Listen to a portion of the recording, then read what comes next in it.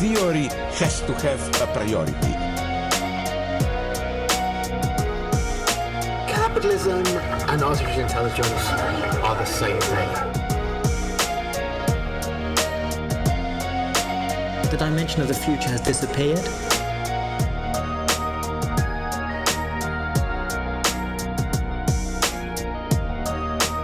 There is actually no representation anymore.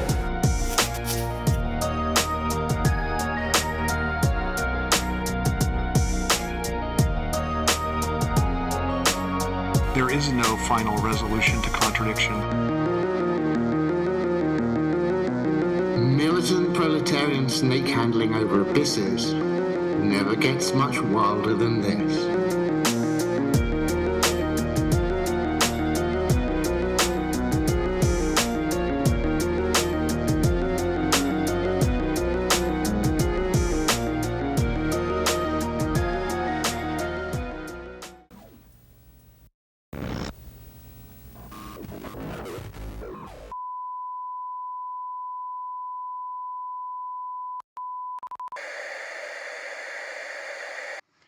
All right, everybody, welcome back to The Dangerous Maybe.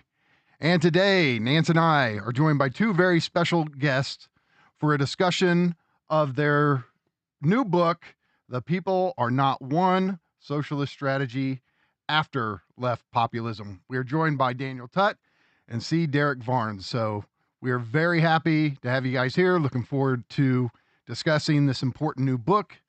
And before we get into it, course, got to check in with Nance. What's up?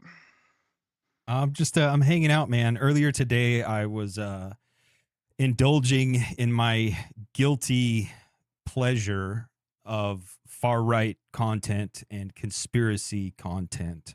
So I'm very much looking forward to this conversation that we're about to have right now as a palate cleanser, as a brain cleanser, and also as a little bit of a pick-me-up because, you know, when I do venture out into those spaces, I do so because it fascinates me, because I like to think about it and write about it, but also because there's something in me that's given up a little bit.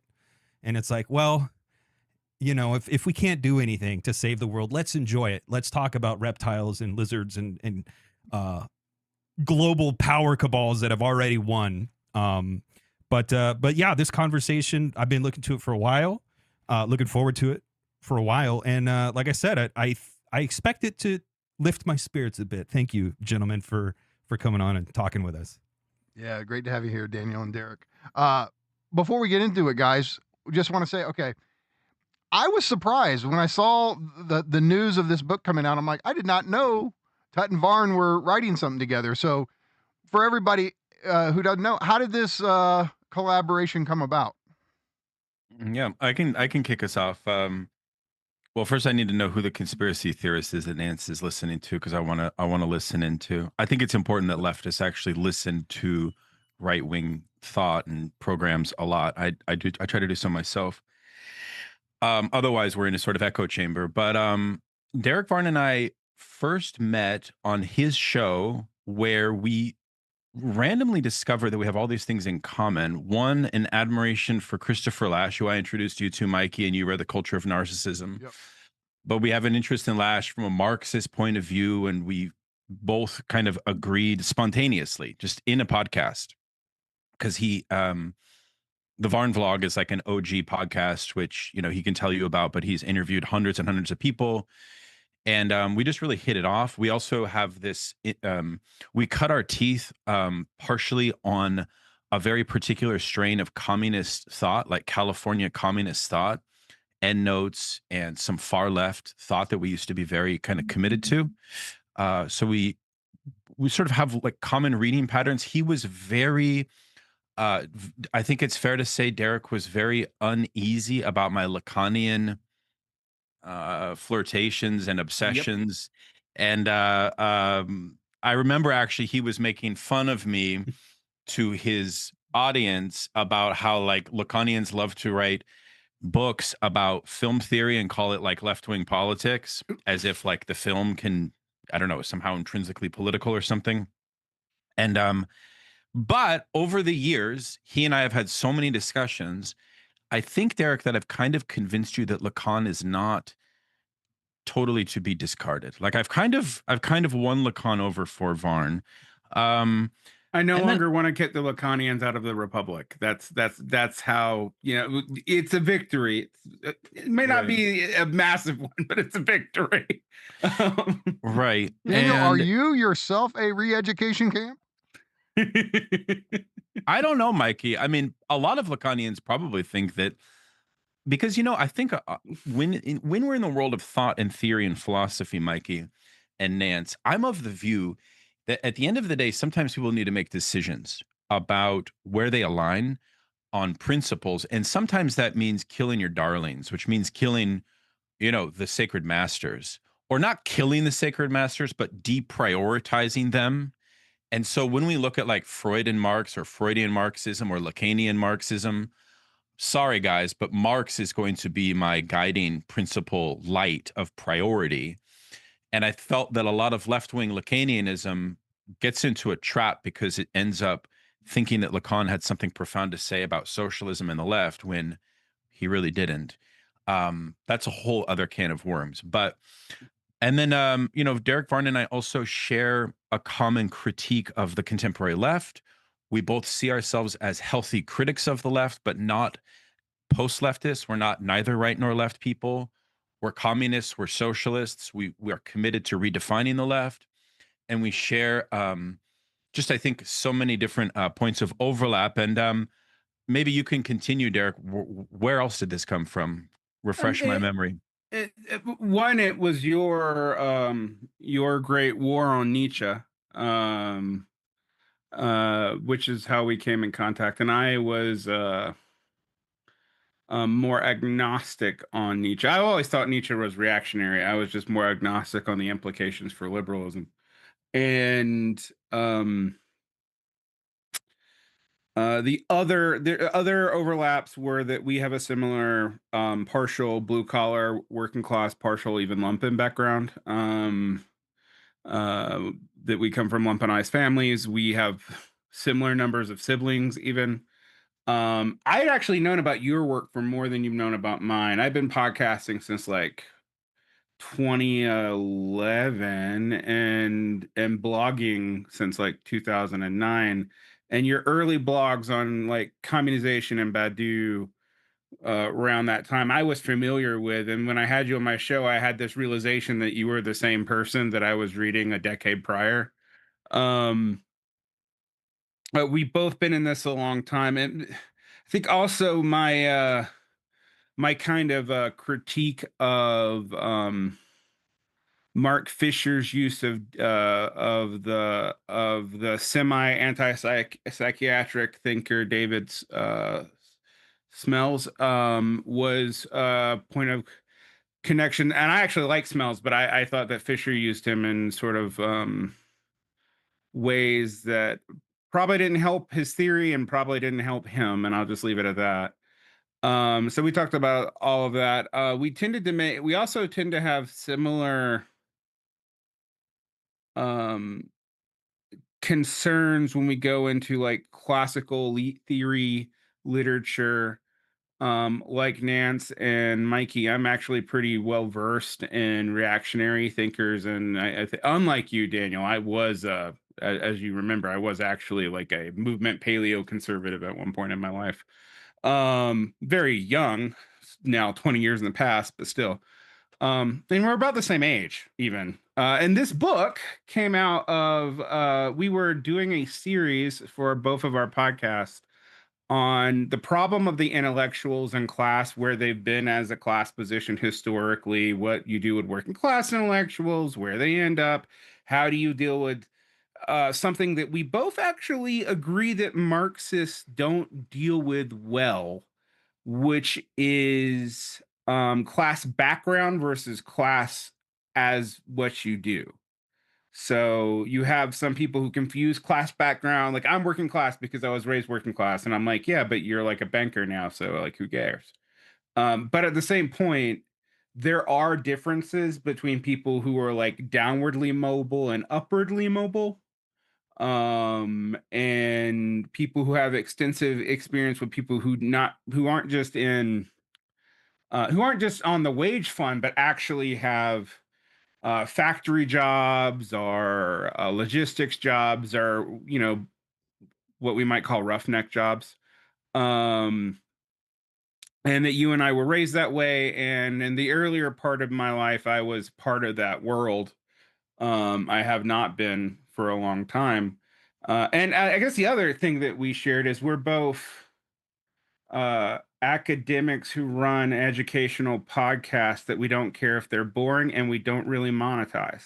I mean, like, we do have Patreons. It's not that there's no money coming in. I probably wouldn't be able to do it if there's no money coming in. But I don't like take ads. I don't do sponsorships. The money that we take in are off either seminars we do, are just patrons that support us directly, and that's pretty much it. And so we shared all that, and we initially were just writing an article, and the article kept growing. And honestly, after touring this book for a month and being on like 5-6 podcasts, I now think that, like, if we'd have kept writing till we were done, this would have been a 500-page book. But luckily, that they said it's a pamphlet. You got 80 pages. Go. So Awesome. Okay, so I know where I want to go next with this, but before that, Nance, is there anything you want to say at the beginning or point out about the book or ask or contextualize or whatever? I mean, I do the lumpinization. I think that's going to probably come up in the conversation, and like being a member of the productive class and this and that. I mean, I think what I find myself doing a lot is interrogating myself, because I do often perform this move of saying, well, I don't do politics, guys. Like, I just think about stuff. I just think about theory. I just think about philosophy. I don't do politics. I do that all the time, and I do think it is true. However, I don't want it to be a get out of jail free card. And I think it's important, because I'm sure the pessimism is going to come up. And I think I am a pessimist, and I think pessimism is the appropriate way to approach the world. And that doesn't mean you can't think about politics. That doesn't mean you don't have to take these questions seriously. And I feel like it's important to do that. There's a weird thing that's happened though, right? Because it used to be the case that French theory and like Baudrillard and some of this pessimistic thought saw itself as the bastion of a hyper politicization. And this is where things got kind of weird, where it's kind of like, well, we're politicizing language, we're politicizing culture. We can read a film and that's still doing politics, right? And I think if we're honest, in the last 20 years, the left has had a healthy reckoning with the fact that none of that is actually political. So I admire your honesty there, Nance, right? But at the same time, I think we've had another reckoning, and this is sort of where Derick, Varn, and I are uniting a bit, and why it may seem weird, at least at first, why we're uniting here, which is that actually theory does matter, but perhaps from a different vantage point than matters for politics. Theory matters for politics, but perhaps in a different, less academic way, right? So a big focus of our study, as Derick mentioned, we're reading like Jacques Rancière's books on the worker intellectual, and we're reading, the famous Michels study on the SPD, in Germany, the Second International period. We're reading Christopher Lasch's theory of the intellectual in America and the limits of that. And we're thinking like, well, and then we're reading Russell Jacoby, who's basically saying, yeah, the intellectual's dead. Like, there actually is no more truly subversive potential of the intellectual. It's kind of like this pre-marketized, commodified phenomenon, and now we have the influencer. So I feel as if part of what we were trying to do is ask, how can the intellectual be truly political again, but also how can theory actually have a political edge to it? Not to say that we have the answer here, but that's like something that I feel is like at the depths of a question that the book wants to raise with people, if that makes sense. Yeah, totally. Okay, so look, I think we should just kind of get into the book itself. And like I was telling you guys before, what I want to do here is kind of just have you guys walk us through the overall argument. And this is one of the things I love to do. I know Nance loves to do it, where we can actually kind of tackle a book in a conversation. And so, like Derick was saying, if this was 500 pages, we'd have to take a different approach with the conversation. But because it's a short book, I love that we can actually walk through the chapters and kind of, go through the core arguments of it. And so the book consists of 9 chapters. And so, just to start with the first one, neoliberalism and the populist horizon. Obviously, neoliberalism and populism are going to be very important to the argument. So, where do you guys begin with this, and what's going on with the populist horizon in particular? I can kick it off briefly, and then I'll have Derick talk about the historical part of it. But the first idea here is that unregulated capitalism, starting in the early 70s and having its kind of crescendo with different changes in the Federal Reserve in the late 70s and things of this nature, going off of the gold standard in the early 70s, et cetera, these big macroeconomic changes to the capitalist social order have intensified social antagonisms, meaning that class antagonisms have actually intensified just in the general culture and society. And Stuart Hall, the British academic, put forward this idea that we have an authoritarian populist turn as a result of these changes in political economy. And we kind of take him to task, where we sort of accept part of his thesis, but we reject the other part, namely the authoritarian part we kind of reject. And we notice that populism actually emerges and intensifies in the neoliberal period, but it actually emerges after the Second World War as a question about what the working class's role is as an agent within general democratic bourgeois normal politics. And what we find is that time and time again, the working class is treated as this like authoritarian subject that cannot be, their demands cannot be properly integrated. And that leads Marxists basically to kind of abandon them as a revolutionary agent. Okay. And what it leads liberals to do, both on the right and the left, is basically create what we today call culture war scenarios, or you could call them kind of culture war palliatives to the intensification of class struggle. So populism becomes this like vague or inchoate expression that cannot be properly codified or put back into normal bourgeois politics. Now, normally in Marxism, we give that a name. That has a very particular name. It's called Bonapartism. Bonapartism is kind of like breaches from the norms of bourgeois politics coming from a third entity outside of the two dominant capitalist parties. And of course, populism, and Derick Varn can speak to this in a moment, has its actually prehistory. It starts in 1880, 1890. We touch upon that a little bit in chapter 2. But its real expression is after 2008, right? Of course. And, we know this very, very well with the Bernie movement. And, but that's the basic arc, which is that embedded in the system of capitalism is this populist potential. I think what left populism represents is the total breakdown of the capacity for the bourgeois parties to contain this system, basically. But maybe, Derick, you could add to that and maybe mention the Popular Front and obviously the history of the actual populist party. So yeah, I mean, one of the things about populism that I think we have to look at, in America it starts in about 1880s, in Europe it starts a little bit before that.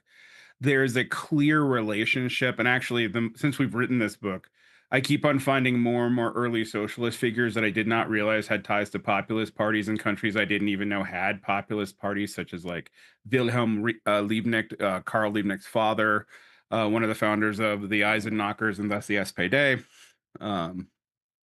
Because if you don't know who the Eisenknockers are, that's a proto-SPD Marxist group in Germany.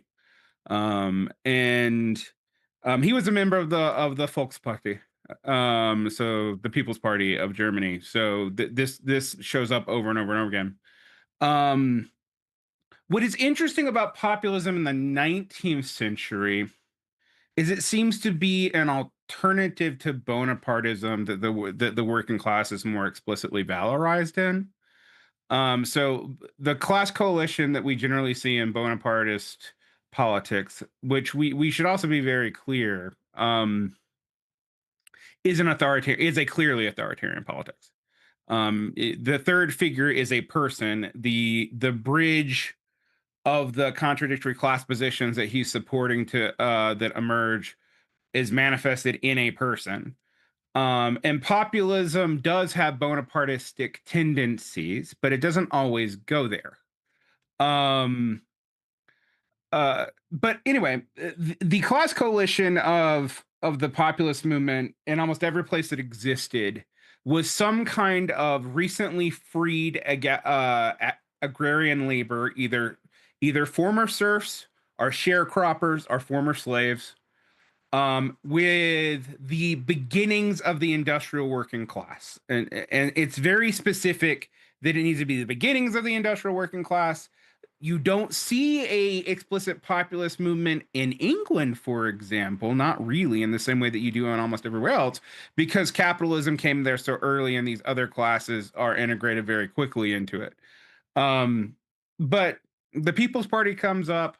Almost all the leaders of the Socialist Party of America were at one point members of the People's Party. When William Jennings Bryan liquidates the People's Party into the Democratic Party at the turn of the century, the socialists really break. And it's complicated to say why that happened. There's, Bryan's personal motivations are hard to gauge, except he was a Southerner and an evangelical fundamentalist Christian. But he was super progressive on economic issues. But the other thing that kind of hurt it is the sharecroppers just weren't an economic viability after a certain point. It seems to go away as a formation in the early 20th century because you have other mass politics that fill the role for this like class coalitionary gap. Fascism, certain forms of reformist socialism, Keynesianism, Fordism in America, even post FDR, all kind of do this. And the way communists handled this was either during World War II was the adoption of the Popular Front. The weird thing about the Popular Front, even though it was the official policy of the Communist Party in the United States after, I think, 1939, is that it's not designed for the United States at all. It assumes a parliamentary system where you can make, coalitions and sit in governments and all that, as does the United Front. Those are the two communists. You come to the United States, there's no such system. So the first thing that they tried to do was like a Popular Front in the labor unions. And then when that didn't work, they just entered the Democratic Party. Thus repeating the same pattern that we saw with the actual populist in the 19th century. So when that, a couple of things happen. One, Fordism starts waning in profitability towards the middle of the 60s. And I should probably define what I mean by Fordism. So Fordism is the idea that through public-private partnerships, with workers at the table in negotiations, basically, you could have a kind of corporatist model of production that wasn't exactly European social democracy and also wasn't fascism. And as this profitability crisis intensifies in the 70s and automation starts intensifying in the 70s too, this becomes non-viable. The one thing I would say that I slightly disagree with Han, I may even disagree with you, Daniel, we actually haven't talked about this, is neoliberalism, I think, only appears to be unregulated. I actually think it's super highly regulated. If you actually look at the neoliberal state, the state's actually more involved in the market than even it was under Fordism. But what makes it different is the workers just aren't involved in that at all. Like, there's no consideration for the workers, I guess, except that unions can give money to Democratic parties or whatever. So populism starts to change what it means. And the other thing that happens, and this is something I know that you guys have, probably thought about for years, but students start being, more and more incorporated into the left wing movements. You start getting theories as to why. You start getting people looking for a new subject, and as early as the Panthers, actually somewhat earlier, you start seeing this idea that the lumpen proletariat can be the new subject. If you read that, it's easy to scoff at that now, but you and I, Daniel, have both talked about like the Panthers' assumptions actually aren't wrong when you change lumpen from a noun to a verb, that you start seeing lumping characteristics throughout the working class because these stable things that we developed in the early 20th century are undone actually relatively quickly. And what I actually like to point out is even though we talk about them in both left and liberal circles as if they were like long-standing things that may have been here since time immemorial, or at least since the 1890s, you actually look at it, most of it's a product of the interwar and post-war period. So it comes after World War One. It's really strengthened and codified after World War II, and it's undone within like 20 years. It's a very short period of time. It's just the period of time that baby boomers were kids, so it's somehow taken as normative. Um, and I've actually said this a lot to people who think they're workerists and think they're they're like workerist Marxist or whatever. If you read what they want their Fordism back, and we actually talk about them kind of as being just a different form of populism that doesn't even know that's what they are. And Um, that's also why a lot of theoreticians that are Marxists were saying that the lumpen can be revolutionary, because the mhm. lumpen, as a class outside of and therefore less determined by production and its habituation and its sphere of reality, because you think about it, that if the Fordist period represents a kind of panacea for productive labor, largely through state subsidies and different capacities of home ownership, this whole notion of social mobility, the rise of a enlarged middle class, consumerism, etc. Um, well, what's revolutionary about the demands of the productive laborer in that situation? Well, you can see on the margins, marginal subjectivities. It was thought at the time will produce some more, but we can talk about this at a future point. I think this thesis was wrong then and remains wrong now. And I think we Mhm. should also be honest that it still is a thesis that a lot of people on the left still support. Maybe they don't do it rigorously, but I feel as if they're almost like a ventriloquist of this old 60s idea. Something we can discuss. I know that we spent a lot of time there, Mikey, talking about chapter one. I apologize, but Oh, that's great. we actually talked a lot about chapter two. So your second question can be shortened because we did touch upon a lot of the Daniel, history. let me just say, like what you were saying about kind of how this older generation is maybe still speaking through. I kind of like taking the because I feel like this is spot on. And it's something I've seen a lot of, and I like kind of bending the quote from Fight Club into this. Sometimes Tyler spoke for me. It's like sometimes the '60s speak for me, and it's an enduring problem as far as I'm concerned. But okay, look, I think for context though, look, a lot of people who are going to watch this, who are in our audience, already know where you guys are coming from with this. But I think for people who are not tapped into that, it's helpful to say, look, what you guys are doing primarily is thinking through the antagonism between socialism and populism, and that the answer is not populism for you guys. The answer is class struggle oriented socialism. And I think that antagonism is really it's important to just go, that's what's going on. Socialism versus populism. Right. And I think this is a good pivot into the second chapter, populism and socialism after mass politics. But that's what's going on here. This contradiction, this antagonism between socialism and populism, right?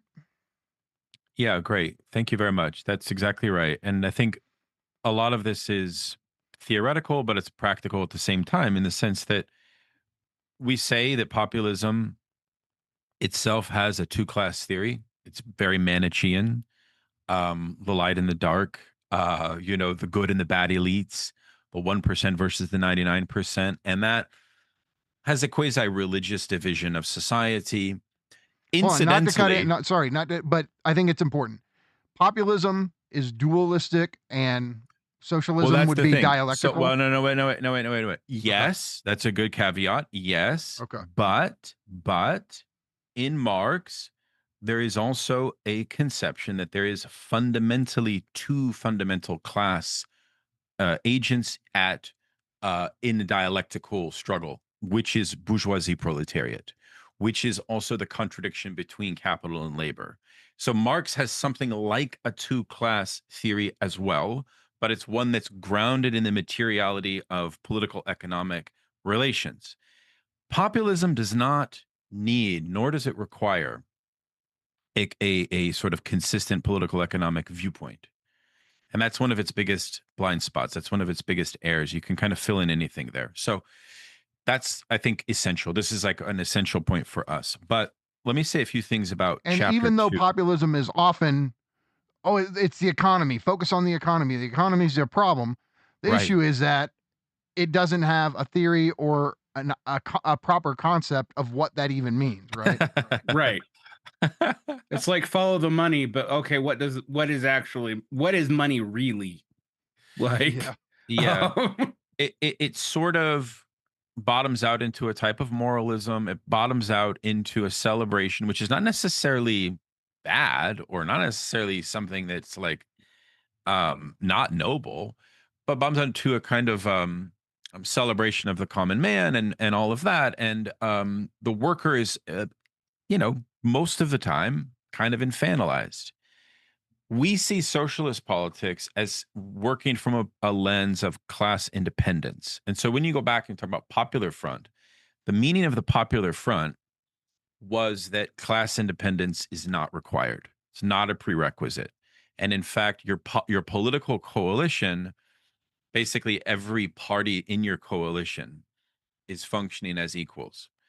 We see the Marxist and Engelsian emphasis on class independence to be still sound, right? Still important, which of course, from the position of what we were talking about before of kind of aping the 60s and this whole like Marcuse doctrine or even Laclau and Mouffe, or frankly, even a lot of Žižek. Every time I turn on Instagram, I see a viral video of Žižek saying, I don't think the working class is the revolutionary agent anymore. And then I think about Mikey internalizing that. He's like, yep, that's correct, which is very tragic to me, of course, Mikey. But Yeah, but it's okay. Now I know we're going to get into that. I don't feel like I got that. Like, I don't feel that way because of him. Like, honestly, like, I don't think he has a whole lot to say about Marxist theory in truth. agreed. Right. That's the point. But Žižek, if we're going to spend a little time here for a minute, and then we'll go back to the task at hand. Laclau wrote the introduction to Sublime Object, and Žižek saw Laclau for many years, and he admits this many times. He saw Laclau, and why do I say Laclau is important to this discussion? Because Laclau was the main Marxist who said that Marxism must be strategically anchored in a populist vision. And the consequence of that simply was that the political economy of Marx is not needed for Marxism. So he called himself a Marxist, but he eschewed the political economy, and he replaced it with populism, okay? Now, we can analyze, and we do analyze at the end of the book, the problems and the errors and the kind of shortcomings with that. But I just felt like I felt like you could put it very simply that Laclau made Slavoj not only un-Marxist, but he kind of removed the politics from Slavoj in a way, I think. I would actually like to talk to Žižek about that because that's my feeling of what he did. But I know that his relationship to Marxism is super complex, given his background in the Balkans and his whole experience with like late Stalinist state socialism, right? But nonetheless, let me say just a couple quick on that point, just real quick. Please. I think that two of the people that continue to influence my thinking Slavoj Žižek and Benjamin Studebaker, even Mhm. if Benjamin is always pretty quick to point out where he disagrees with Slavoj, whether it's his interpretation of Plato or whatever. Um, I think Slavoj and Benjamin are very close insofar as I think they both feel like the way is shut currently for politics. And so when Slavoj talks about the courage of hopelessness, I think that's him saying the way is shut, it's hopeless, but it's on the basis of that we have to theorize and prepare for an opening, prepare for a chance. And I see that, and on some level that resonates with me, because the feeling that the way is shut, for me, it doesn't come from Zizek or Baudrillard. It just comes from my everyday experience in my community. And that's where, like, whatever they have to say about it speaks to me because my life world speaks it to me. And that's where it Yeah. comes from for me.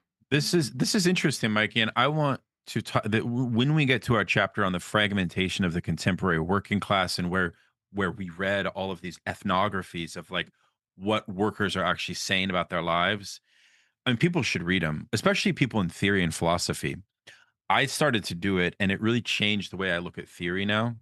Where actually, when you look at anthropology and sociology and ethnography of the working class, you learn a lot, actually not in any moralizing way, but just like a reality check. Because I do think that if we face reality in what reality demands of us, I don't think that we have the luxury to be as pessimistic because of the urgency of actually what we're facing in a certain way. Like to be pessimistic is actually kind of a luxurious thing, if we're honest. So but that's something we can discuss. But okay, now on to this chapter 2, Yeah, let's go to we get chapter in 2. we get into Lash and his pessimism, where he actually was a Marxist socialist for decades and a good one. We get into this debate that he had with the founder of the DSA, Michael Harrington, where he basically says you're creating this kind of organization on a left populist strategy when it should be more socialistic.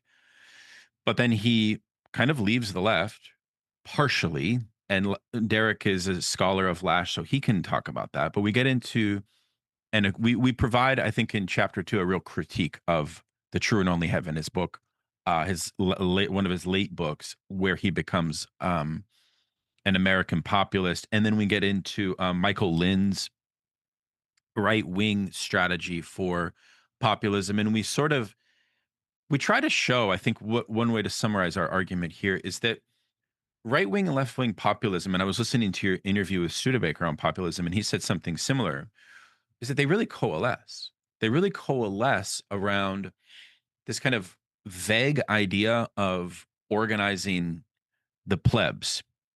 They don't really have a class theory. That becomes the problem. And so it's very unclear who actually they are organizing. So in a way that kind of the whole theoretical worldview is a bit mercurial, I guess you could say. And also its prescriptions, especially with Michael Lind, are very milquetoast. You know, he's basically like I don't think that he's fascist, although he kind of maybe flirts with some of those ideas. Anyways, but Varn, do you want to build on that? Yeah. So I mean, going through like every single scrap of Lash that I could for a book that I have now more or less abandoned and will turn into an essay collection, maybe. Um, there's a shift in the mid to late 80s in Lash's thought. He was always stuck between a walk and a hard place because he goes back in the world of nations and then the agony of the American left and spells out the explicit problems with populism, a tendency towards conspiracy. He names, particularly for more generic populist, a tendency to be collaborationist, a tendency to have an unsophisticated understanding of a political economy and culture. Actually, he talks about unsophisticated view of culture too as a problem with populist. Then with Harrington, he just points out that what you're actually doing is revitalizing the Democratic Party. Um, fast forward ahead though, that the period of the 1980s was really abysmal for communists. The new communist movement failed, the new left failed. The Soviet Union's still around, so we don't have that excuse yet. As for the great de-Marxification, but he's getting frustrated with all these radical leftists who keep on picking up cultural and economic ideas to both shame the working class. And this goes back a long way. He talks about this with Marcuse and the Frankfurt School. He has a lot of admiration for the Frankfurt School, but he gets mad at the Frankfurt School for this. This is also true with his use of Foucault. And we don't mention this in the book, but Lasch was one of the first people to really pick up and use Foucault in America, which people don't seem to know because of his reputation. And yet I think Foucault's lack of interest in the working class alienated him, and he quit using him too. What seemed to happen in the late 1980s, right before The True and Only Heaven is written, and it's really clear in this exchange in Tikkun magazines, in the first issue of Tikkun magazine, where he has an argument with a Trotskyist and an argument with a feminist. And he first seems to flirt with communitarianism, like he's reading all these communitarian thinkers like Lester McIntyre and some of the Israeli communitarian Marxist, former Marxist. He doesn't find that satisfying for whatever reason. He also thinks that the Marxists have totally turned on the working class. However, it's also not clear who he thinks the working class is. Like, and this is actually even shows up in earlier works, because he talks about like sharecroppers and early Mormons as working class people in a Marxist sense, and they're not. Like, and that might seem really strange to people, but basically, Marxists view them as either like almost serfs are petty proprietors, not working class. And that's not a necessarily bad thing, but it's just a thing that would have been noted. And so Lasch seems to give up on all that, and he starts critiquing progress. Fine. I also think Whiggish progress is a stupid thing to believe in. I get the frustration there, but he drops his original hostility to populism altogether. And in fact, he's like, well, this is what we should do, and specifically what we should valorize. And I find this interesting given his obsession with the working class is the artisan quote unquote working class, the petty bourgeois working class, like the petty bourgeois Republican shopkeeper is what he really starts pushing in The True and Only Heaven and The Revolt of the Elites. And then he dies. So we don't really know where he would have gone. He died of cancer. And this is an essential point, going back to this question about the theory of social antagonism and the lack of class analysis, but also the lack of interest in understanding capital. Mm-hmm. What a lot of left populists like Lasch will do is they will say, look, it's better for the worker to be subordinated to the petty proprietor as a manager boss than to capital. Mm-hmm. So they want a better paternalistic. So it kind of goes back to this question in Marxism about the abolition of wage labor, which the populist will not necessarily support that. They won't necessarily support that. They will. It's a strange kind of form of paternalistic politics. It may be benevolent, though. I don't want to say it's not benevolent. It is, because its bottom line is interested in lifting the standards. But is it revolutionary? No, for sure it's not. Right. Go ahead. And it also drops any notion of unreconcilably conflicting interests. And that unreconcilably is important, right? Because capitalism, from the Marxist understanding, cannot work without exploitation. And so the idea that you're going to have your exploiter just get along with you because they're nicer about it, that's the Marxist game says it won't work forever. And it's going to take a more and more authoritarian or culturalist touch to do.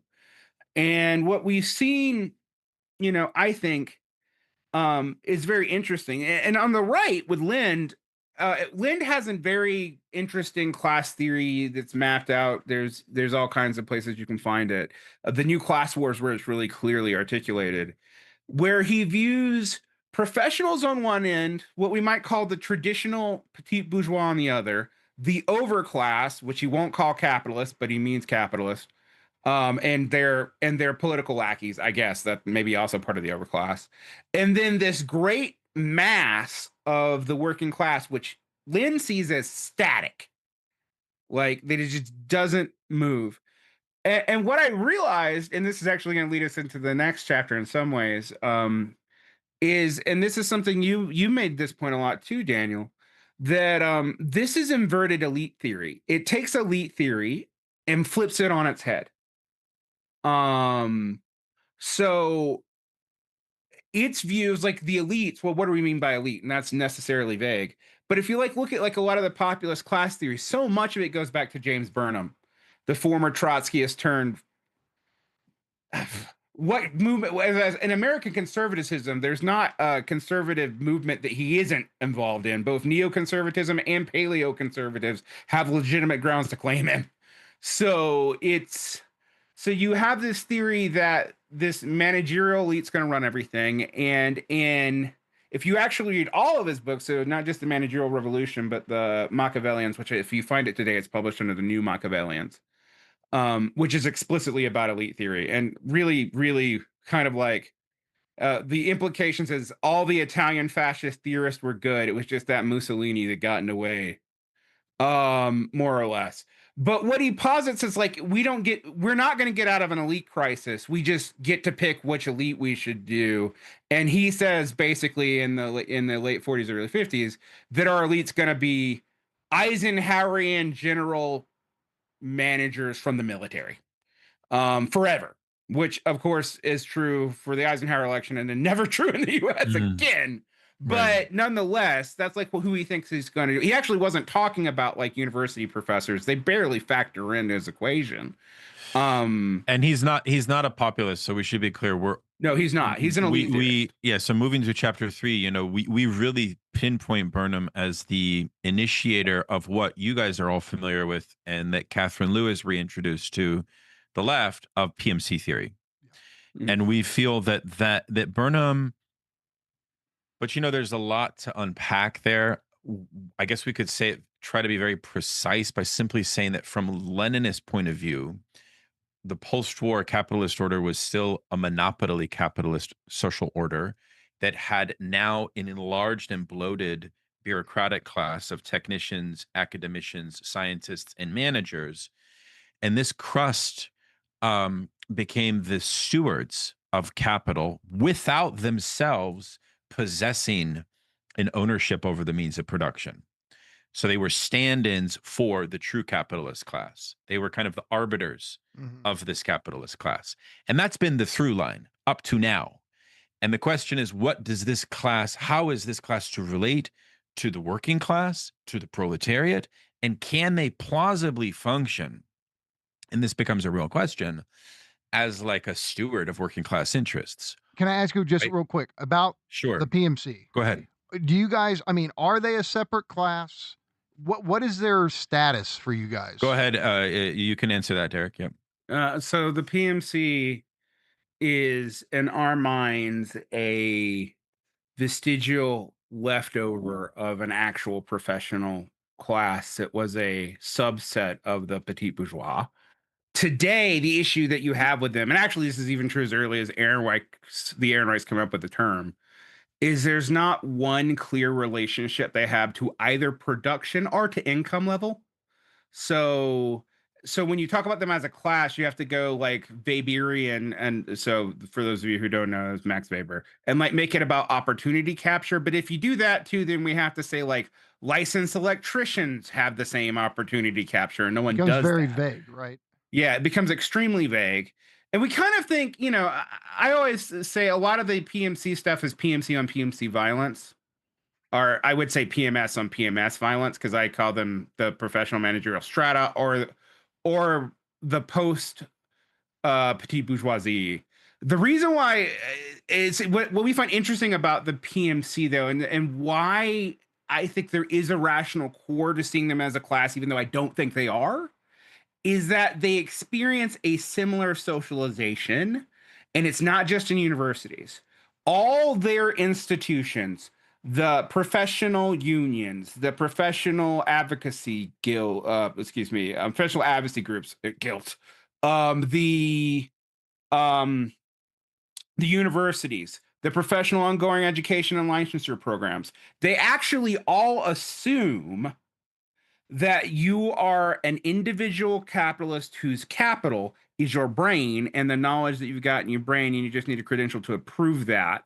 And thus you can sell your wares on the market directly to consumers. And what we've seen since the 1970s is that's not true. First through that so many of these people went into management, that's the first thing that's different. But then also you have the true proletarianization of a lot of these professions. And by proletarianization, I don't just mean they're poorer. I mean, like, they now draw a wage and have a boss, and they do not sell their wares directly on the market in the same way anymore. But all those institutions that they go through still go that way. And what those institutions implicate: hyper competitiveness on a seemingly meritocratic ground. If you're a professional, also a relationship to the state of dependency, because now that you're not petit bourgeois, you're not selling directly in the market. Well, who protects you from the market? A paternalist state actor. And then what we also see today is and the reason why we kind of reject them as a class is, like, even Michael Lind was like, we don't know really what to do with, like, these PMC types, like teachers and nurses, who are almost closer to the working class than they are to the other professionals that we're talking about. And, I would just say they're non-productive working class. And by non-productive, I mean in a very technical sense. They're not producing surplus value for capitalists, but they are socially necessary for this system to work. So, and you have now subjected them to the wage relation because they're no longer viable as individual competing um, workers. The other thing that we notice that conflates this is the gamification of what was traditionally wage labor jobs, which means that a lot of people also think they're petit bourgeois who actually aren't. Like, they actually cannot. They don't own their means of production, really. But they are treated as if they do, both legally in terms of being a contractor and also emotionally. Oh, you get to set your own schedule on the gig economy. So you have these things crashing together. And the last thing that makes this super complicated for us is that and the Marxist debates about productivity were never settled. Does the proletariat have to be a productive worker or not? Marx does not say that they do. And in fact, one of his examples, I think, baffles people. One of the examples he has for a productive worker is a private school teacher, because they are actually generating capital in forms of rents for someone other than themselves. But uh, the Marxists never decided, like, where the service sector really belonged, which service sectors are productive or not. I'll give you an example of the barista. People say, oh, barista just gives you an experience. They don't produce anything. Well, they actually do produce a physical commodity. It's called a cup of coffee. Yeah.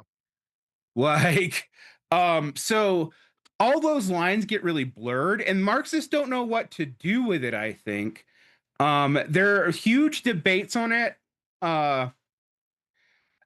during the Second International and in the early Third, and then basically around the time of what looks to be the total, victory of finance capital towards the 60s and 70s. But, this starts even earlier than that you start seeing the stuff about finance capitals at the beginning of the 20th century. You just see people just completely walk away from these debates at all. And they only really pick back up in the last 15 years. Like the debates on productivity has been a renewed debate. Um, now, one of the things that's very interesting that we have to deal with left populism, and I actually don't think we talk about it in the book, is which version of monopoly capital do you believe in? Because there's multiple versions of monopoly capital. They all use the same word, and in some versions of monopoly capital, there is no primary conflict between the worker and capital anymore. And in other versions of monopoly capital, there is. It's just the state or finance capital, take your pick, or in some cases both, is adjudicating that fight. And so, um, in the 60s and 70s, even before you get to post-Marxism proper, you have a whole lot of debates about whether or not there is a meaningful contradiction between the working class and the capitalist class, and who the capitalist class even is. And this is really manifested in Friedrich Pollock, a lesser read member of the Frankfurt School, one of the two, well, there's more than two, but one of the two more prominent economic Frankfurt School thinkers, which no one reads. The other one is Grossman, and they're at fundamental odds with each other, actually. But they start coming up with new ideas like the administrative state, which start to mirror the Burnhamite analysis. And then when these new left populists, both in America and Europe, get this, as Daniel says, when we're talking about these, we're not saying these people are populists, but populist theory comes out of this and just turning it on its head. Okay, there is an elite. It's bad. Okay. It's greedy and selfish. And initially, that elite is basically still a proxy word for capitalists and their lackeys. But by the time you get to the 80s, 90s, and aughts, it gets expanded to like anyone with a college degree. And what is interesting about that is those critiques actually first come from the right after the Ehrenreichs. For the most part, you get like David Brooks's Bobo's in Paradise from the 1980s. If anyone remembers, that's how he became a problem in my life. And all this stuff. And so you have this gap. But one of the crucial things that maybe we didn't make clear enough in the book is there is a major distinction between post-World War II populism and pre-World War I populism. And that is pre-World War I populism is a mass politics. It is a mass politics. And in fact, Marxism as a mass politics, in some ways, and just as much Marxism is reacting to liberalism, it is also reacting to populism. By the time you get to the 60s and 70s, it's a mass legitimation of politics, but it is not a mass politics anymore. Like, populism is not something that you do in the way. I mean, and it's hard to get Americans to understand this, but if you think like talk about the SPD or even like the Communist Party of America, the old Debsian Socialist Party, they had choirs, they had entire social networks. You married within the party. Like this was like almost a church and a political movement at the same time. And it wasn't that everyone was atheist. A lot of these people also went to church, but like this was all tied together. After the 1960s, they're not anymore at all. And there's a bunch of reasons for that. We don't go into them super deeply into the book. Some of them are, a lot of them we think are economic, and we talk about that. That's really kind of the next chapter. Some of them are even things that look like they're democratic, but are actually weirdly not, like getting rid of parties' ability to say who's a candidate and making them have open primaries or open caucuses is weirdly, sounds democratic, but what it actually does is like now groups can't have a ballot line. It's just impossible. So all those things change in the 1960s and 70s, and then you have both an automation crisis and a profitability crisis at the same time, and we're off to the races as to where we end up today.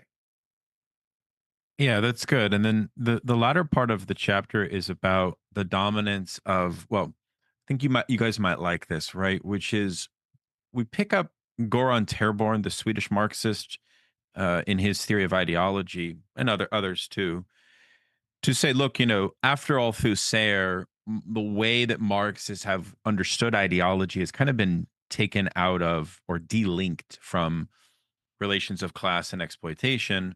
What would it look like to bring them back into that fold? And so he says every mode of production produces a particular ideology to self-sustain it. And that's how you start with analyzing an ideology in a kind of conjunctural analysis related to a mode of production. Now, within the PMC strata and its contradictory layers, we recognize that so much irrationalism is born from the competitive individualism that the upper middle class imposes on this culture, and that the ideology of the left, of leftism, even the question of the woke question, and so on, all need to be analyzed from this fulcrum, from a Marxist theoretical point of view of ideology critique. And we say that, look, the working class has tendencies of ideology that are completely different than competitive individualism, born from the fact that the working class day in and day out has to sell its labor power as a commodity in a different way than these professionals do. So that is a real antagonism. But here's where we differ from people like Musa Al-Gharbi, who will say things like, oh, ultimately, there is no real, well, he doesn't say this directly, but let's say this is sort of how we read him. There's no revolutionary possibility of the professional class. It's kind of a narcissistic bubble. Now, if you know anything about the history of Bolshevism and Leninism, of course, you could never say that, because the Bolshevik model of revolution was only successful not because it was some like class reductionist thing that only worked with workers. No, it was the intermixing of this very complicated alliance that may have put the working class at the center, but it was not like reductive just to them. They relied on professionals. And we do too. We have to do so too today. So this kind of goes back to that point we were saying before at the outset, that we don't want to fall into these polemics of anti-leftism. We want to be critical of the left. We want to be critical of the left, but sometimes this stuff with the professional ideology gets so vociferous that it just turns people away from the left to court, like completely. And that itself is a cause of a certain resignation and pessimism, if we're honest. And we look at Garby's "We've Never Been Woke," and his conclusion about Occupy is super damning. But for Derick and I were like, I was going to these encampments. Our comrades were going to jail. This was a serious moment for us. And to look back on it and say it was all co-opted by upper middle class ideology, that's like the wrong way we would want to analyze it. So we also have a certain optimism. I think this is where optimism comes in, that maybe in the fragmentation of the PMC, in the fragmentation of the professional class and its own class variance, right? I myself being kind of like working class by origins on the margins of this class, if we're honest, if we can't find a way to think clearly with class lens from within this class, then I think the whole game is over. Like that. So there's that. That's kind of how we conclude the chapter. We then talk about how it's important to construct an alternative public sphere from the ideological dominance of the Democratic Party and the NGO apparatus, because we do, like, I think that old Marxist idea of the superstructure, or even this like mantra from the German ideology, that at any given time in any given historical epoch, Marx and Engels argue that the predominant ideas are the ideas that are the reflection of the ruling class. I'm sorry, but this is still true. Our public sphere is dominated with these ideas, and we should be clear on that. So we invoke some thinking about the kind of what would it look like to create a proletarian alternative to that. So that's something we flirt with. I know we've said so much. Every question, Mikey, we spend like an hour talking about each chapter. I'm sorry. No, I mean that's what we asked for. So, I mean, look, I think there's a lot of questions I have, but they're kind of simmering. So, Nance, what are you thinking? Yeah, let's get Nance in this piece. I mean, I really appreciate the outlining of populism as this kind of paranoid reaction, as this kind of paranoid repair mechanism that the order of the day does when people start to have delusions of, maybe not delusions of grandeur, but delusions of socialism, where we can actually see it's this structural thing, and it is this thing predicated on extraction and expropriation. And in fact, it is this floating signifier that is money, that is this prime commodity.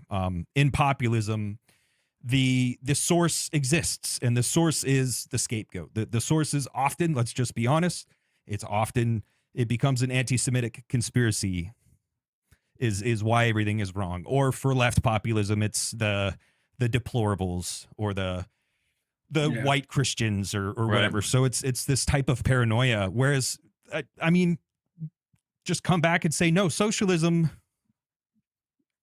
cuts through the paranoia. Like socialism actually shows us what's going on. And I really appreciate that. And I do think, I mean, I'm still some kind of leftist, even though maybe that's not clear. Maybe it's not even clear to me what that even means. But I do think it is important to say, yeah, socialism, Marxism, leftist stuff, as opposed to making vague appeals to populism. I really like it. I really do. I think you guys are. I think it's one thing for the left to say, hey, we're having a moment of reckoning, and we're no longer going to scapegoat the working class as some authoritarian big set of bigots that are uneducated. Obviously, that's a recipe for Trump, which it was. So we're seeing something like a reckoning going on. But, in following chapter, we say, well, wait a second, that can actually come to bite you when you have totally forfeited your model of institutional change on the existing status quo. Because I do think that one of the things that Derick, and this came up a lot in our book tour, is that we sort of have a theory of institutions here in this book, that we're trying to argue that we kind of need to go back to the basics about how we understand class institutions and class interests that shape these institutions, because you can have a kind of noble appeal to inclusion, but that's not the same as inviting working class people to actually take an active part in a true transformation of these conditions that they're facing. That's two different things. And I just feel like the models we've dealt with, and most of the left institutions we have a dereliction of duty in that regard. I don't know if that makes sense to you, Nance, because I'm feeling that when you say I'm something of a leftist, I hear you saying there's no institution that currently exists that would have a copacetic sense of belonging that I would sort of have. Is that kind of what you're saying? Is it a question of belonging, or is it a question of ideology? Yes, it's ideology. Yes, it's identification on my part. Yes, of course, it's some kind of sense of belonging. But I genuinely, I often joke I'm the only actually existing anarchist, and it's invoking the one true Scotsman fallacy, right? Like this thing of like I am the only one who correctly interpreted and understands and embodies these virtues and values. And I do feel like the left, as it were, shit the bed. I really do. And I feel like there were a lot of appeals to a populist framework, and it let capital off scot-free. And at the end of the day, like when I was a little teenage anarchist punk rocker, like I thought we were against capitalism, and then we started becoming against identity categories, and then it didn't become rock against capitalism, it became rock against America. And as much as it doesn't mean anything to me, it like I can still see how that doesn't accomplish anything. Like keep the critique structural, don't tie it down to the particulars. So, but I do think it is important to say, nevertheless, I am a leftist. Yeah. Like, and not do the one true Scotsman thing and say, no, We've got to figure this shit out. And I am included. I am implicated. I am complicit. Yes. So, yes. Look, No, I that- mean, last week please. you and I, we did a video. We were talking about how a lot of people have lots of labels for us and we don't really like any of them. So we've kind of settled on sci-fi Marxists, but to just make that public identification with the Marxist tradition, it has to do with what a lot of what you guys have said so far. Like for me, I'll just own it singularly, which is, why would I say I'm a Marxist? I would say I'm a Marxist because the problem is capital itself. It's not some vague elite. It's not even the capitalists themselves. Obviously, there's issues there, but I've never seen the populist movement tap into this. And this is, to me, is core Marx and his influence on me, which is the issue is this virtual mechanism. Now, obviously, the average person isn't going to go for this kind of way of talking about it, but I don't care. Just me speaking, it's this virtual mechanism that rules our lives. And the issue, like you were talking about, Derick, like this whole idea, oh, well, maybe the capitalists and the workers can get along. Yeah, but what that idea misses is that the capitalists, it's not about the human decisions they want to make. It's that there's this structural logic they themselves are subservient to that determines what their best interests are insofar as they're trying to accumulate capital, stay in business. And so they have to make these inhuman decisions on the basis of a inhuman virtual mechanism that's structuring the very logic of what they're doing. And it's not about whether or not they're greedy or they have character flaws. That's not it. And so anytime I see, I mean, recently, the whole thing with Epstein, there's this moment of, the anti-elite sentiment. And I mean, Nance, you and I did a video where we're like, it's still capital. It's not Epstein. It's not the people he associated with. Obviously, problems there, but that's not the that's what problem. my latest story is about. My latest story is about precisely that. Like how let's not let Epstein absolve capital of these crimes, of these sins, because these horrendous things are a constitutive element. They're a structural pillar of the world we live in today, of the capitalist world we live in today. Yeah. Absolutely. And I would just say that the issue, just real quick, is just to say the fundamental issue for me is that capital, as the determining mechanism of our society, forces us into having to make an either or. Either be in poverty altogether, be homeless, or sell your labor power in wage slavery. And that, to me, the abolition of wage slavery to me is the abolition of that either or. And that's the abolition I want to see. So I'm some kind of Marxist, I think, beyond, this is why populist rhetoric and all that, it doesn't speak to me because it doesn't ever zero in on these issues concerning capital itself and wage labor. Yeah, I mean, we find it interesting. I've been watching both the debates around the DSA on the Epstein class or the billionaire class, both phrases that I hate. Because one, predators like that actually exist in every fucking class strata. The what makes the offensiveness of it so predominant is that in capitalism, the people with ties to capital, including people like Epstein. I mean, Epstein himself, actually, a working class Jewish kid who was able to con all kinds of people. Very lumpenized. He's like, you might even think of him as like a lumpenized rags to wishes bourgeois character, like an evil Horatio Alger.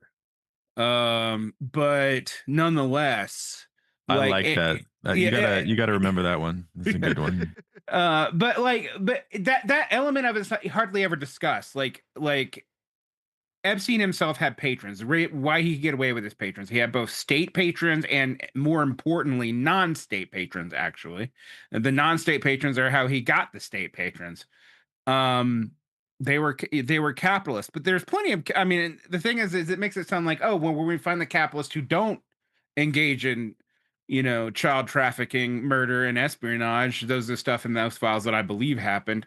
Um, uh, uh, then they're gonna sound good. And the other thing is that weirdly, being a kind of left populist doesn't protect you from being suckered by that. I mean, that's the ultimate tragedy of Chomsky. Chomsky's not implicated in having done um any of the horrible shit. He's implicated in being so interested in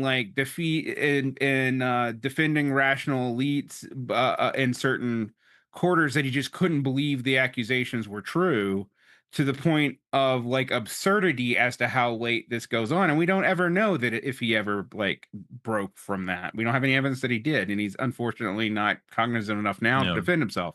But I find all this very fascinating. It's too soon. It's also too soon. Can't do a post-mortem because it's too emotionally ruined our capacity to analyze it in sober lens. It's right. Unless you're kind of a sociopath. But I find this very difficult to deal with right now, because on one hand, one of the things that's actually gotten kind of interesting post Occupy is there were clearer lines about who was a Marxist and who was some kind of populist, be they a post-Marxist populist, an identitarian populist, a Democrat populist, whatever, a Republican populist, blah, blah, blah, blah, blah, and the Marxist pre-Bernie Sanders. Post-Bernie Sanders, those lines are completely obliterated in some ways. And while I don't consider progressivism necessarily left populism, although I will say this, I am not a progressive at all. I don't have a progressive bone in my body. In the sense of belonging to that political movement. And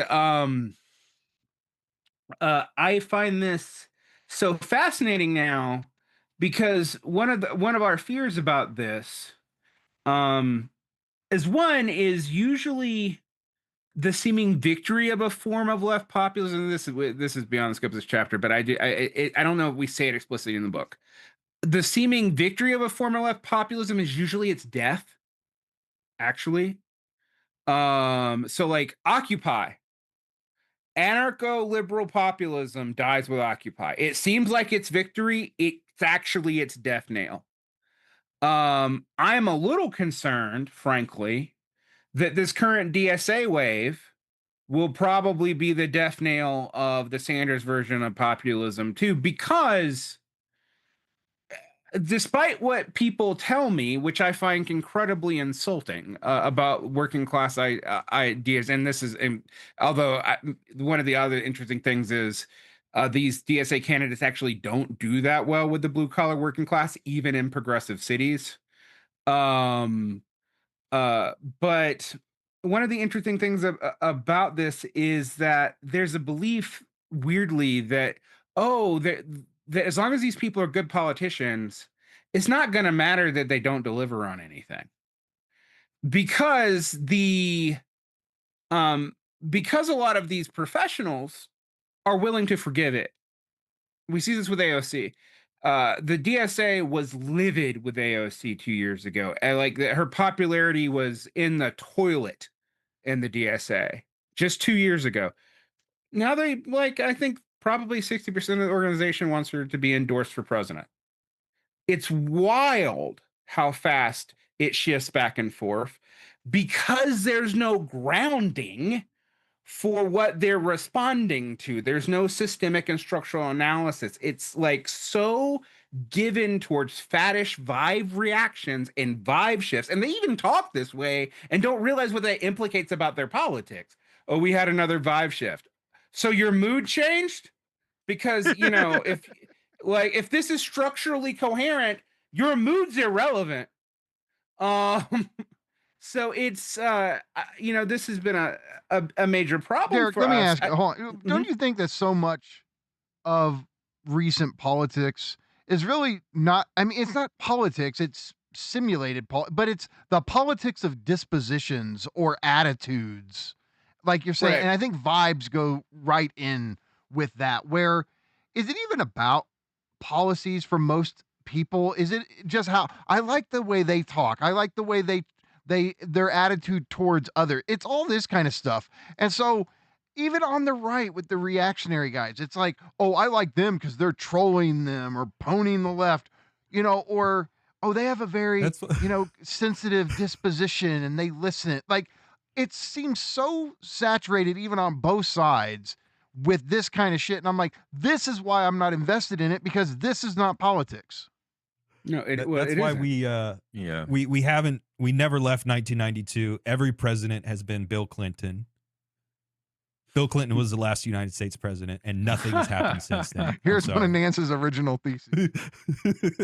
I mean, I want to respond to that briefly, and I'll be curious what Derick says too. I think a couple factors need to be kind of thrown into the mix here. On the one hand, we should never underestimate the crisis of sociality and just like social, the social condition in the wake of the pandemic, which I think has really kicked up a kind of paralysis of sociality itself, social isolation.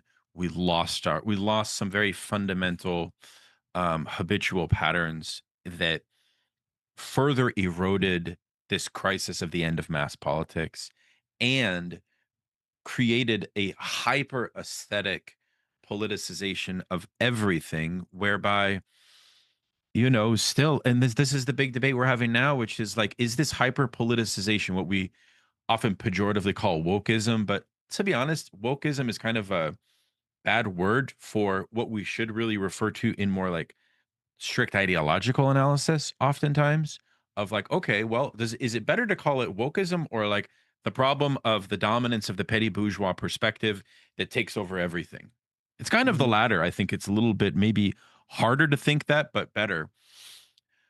The question is, though, is it going to sort of have a resurgent? Is it somehow a sleeping giant? And we're not sure, right? And we saw this obviously with the woke 1 versus woke 2 thing with AOC recently. And my contention is that it takes us back to this class professional problem and its internal fragmentation as a class strata, which is that the demands of the left, the meaning of the left, we need institutions that will be capable of actually taking certain elements from that class because they have skills, they've been trained, they know how to organize, they know how to use media. Those are very useful skills, but they are in institutions which are rotten, decadent, and no longer work to mediate truly political demands. So what we get is this old playbook of what exactly the Democrats want, which is atomized individualism and this kind of narcissistic form of politics mediated through our smartphones. And nobody wants power. I mean, in a way, and you're probably going to like this, but I'm going to hate even saying it. When Baudrillard said that the future is the collapse of power, that nobody will know how to deal with power, it was a dark prophecy. It was a dark prophecy. And but it doesn't have to be that way. So, but I mean, there would be nothing more antagonistic to the Democrats than a socialist movement that is interested in clear, stated goals of attaining power for things like the abolition of wage labor, for example, and so on. But anyways, go ahead, Varn. Yeah. Well, to tie us into maybe the next chapter, which is the chapter on post-Marxism, I actually do want to talk about how I'm more sympathetic to post-Marxism and I know Daniel is too, than we sound like in the book. Because one of the things I always, I always would listen to like Ted Grant, Alan Woods, Tile Trotskyist, who would come up and say, well, postmodernism ruined the left. And I would go, well, why did postmodernism have such a currency? Right? Why did that have any appeal in the first place? And sometimes they had an answer, but usually they didn't. And I would always tell people, and it's specifically Baudrillard, this is why it came up. I would say, go read Baudrillard's Divine Left. All right. Because what you see here is a guy who walks away from Marxism to like what some kind of weird utter pessimism that's based so much in symbolic thought. And in some ways, it's like particularly late Baudrillard's fundamental wrong about economics in some like key ways. Like if you look at his last lectures, there's economic predictions about like the permanent ending of business cycles and all that that are just utterly wrong. Because we start seeing, in fact, as he's saying it, we actually start seeing the beginnings of what's going to turn into the Great Recession, but as he's dying. So it's a little bit unfair to like hold him accountable for that, but nonetheless. But if you look at how he got there, it was the fact that the communists kept on making such concessions to the Mitterrand government, such concessions to liberalism, and so and I say this because Mitterrand was more radical than Mamdani. Mitterrand was more radical than Bernie Sanders. I mean, all Bernie Sanders in the 70s going to hang out in the Soviet Union and defending the Sandinistas and all that. His actual politics, even then, were relatively milquetoast workerism. Someone I don't often agree with or cite positively, but if you go back and read Murray Bookchin writing about Bernie Sanders in the 80s, he called it almost directly what Bernie was going to do if he ever had a chance to. But the reason why we don't go into that in the same way is people would take that as us criticizing the leadership. That you're complaining about Mamdani, you're complaining about Sanders. And I'm like, they are actually not the problem.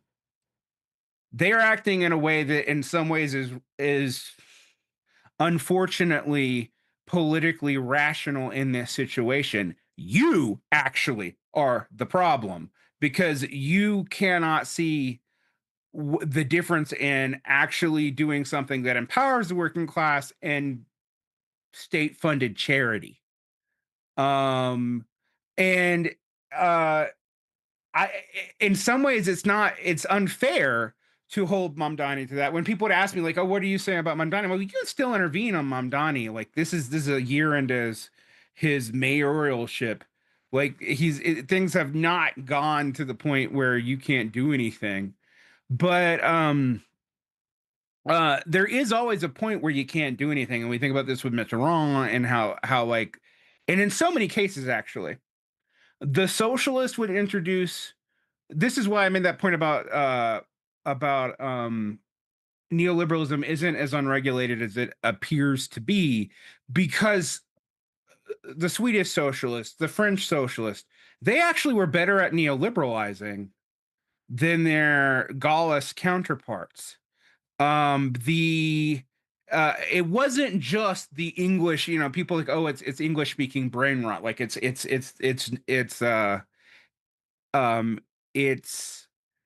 Clintonism, it's Blairism. And I'm like, well, honestly, neoliberalism, it begins in America with Jimmy Carter. Right? Like not even Reagan. It starts with Jimmy Carter. That's when you start seeing all these public-private partnerships for removal of labor from the table. It's slow at first. And this also is paralleled in Britain. It starts about 2 years before Thatcher comes to power in Britain with the last bit of the Labour government. And so that's really hard for people to deal with and accept because in some ways what we see come out of this crisis of faith when people either you go to pessimistic route like Baudrillard, or you do the other route, which is, well, we're going to believe in empty signifiers and some generic politics towards liberation, but it's not, we're not going to define what anything is, who the subject of it, or even what the content beyond the class subject is, because all we're interested in is gaining power. By gaining power, what they actually mean, all we're interested in is a few of our people winning elections. Well, yeah, that's true. But there's also in that, if you analyze the late Marcuse, which we discuss in the book, you see a very kind of pernicious operation at work here. And I think you guys would appreciate this given how much work you guys have done in like, Lacanian and psychoanalytic thought, where he's basically saying that the only class that can take the repression of late capitalism and address it adequately are basically like the upper crust of the PMC. And so it's a kind of elite utopian socialist model. And for me, obviously, putting aside like the question about, let's just pretend that we didn't care about workers and the condition of the working class at all. I would still claim that this model is useless, because what it would achieve at the end of its movement is a kind of détente with the capitalist class to try to just sort of make the barbarism a little bit more of a human face, basically. And I don't like that. I mean, this is why like people have so much distrust in Harvard right now. Like those elite models of liberation have failed us. And it's hard in a way to say that, because as intellectuals ourselves, we're not a part of those elite institutions, but we know many people that are, and there's many good people there. But I think that there is something institutionally that just doesn't produce a revolutionary outcome there. I mean, Laclau himself was very insistent that the left needs to anchor itself in the university system. I'm not so sure this is true anymore. I'm really not so sure this is true anymore. Question is, what do we do with the university and this elite model? So my solution would be, we work as the Bolsheviks kind of did to construct renegade elites to join our side and to build something different. That would be kind of one clear way I would argue for it. The other thing is that, like Laclau and Marcuse both developed these theories of the hegemonic bloc or the catalyst group. And there's something valuable in that. I don't want to totally discard it, meaning that what they were trying to do was construct these forms of solidarity across different causes and use this unified social bloc of hegemony. Then they bring in Gramsci to think about how this can work as a hegemonic bloc. And there's something valuable about that. Problem is that its theoretical foundation is formed in a post-class theory. And I think that this kind of goes back to the question about class and pessimism. Like it or not, I think that you have to build a social movement on the backbone of the working class, like it or not. And for some of us, because the working class condition, and this dovetails into our next chapter, is so frankly dire and fragmented right now, it's actually legitimately understandable why people would lose trust in that proposition. It legitimately makes sense. And that, I think, is one of the big things I like the most about our book, is that at least we are the ones on the left saying, let's look at this issue. Let's look at lumpenization. Let's look at atomization.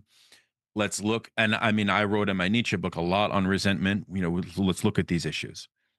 So I don't know if we want to dovetail into that, but it could be a good time to do so, because I do think the chapter on we have a chapter on the Jacobin magazine study of the attitudes of the working class.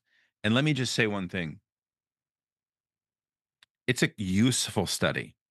We're critical of it, but we're only critical of like their prescriptions.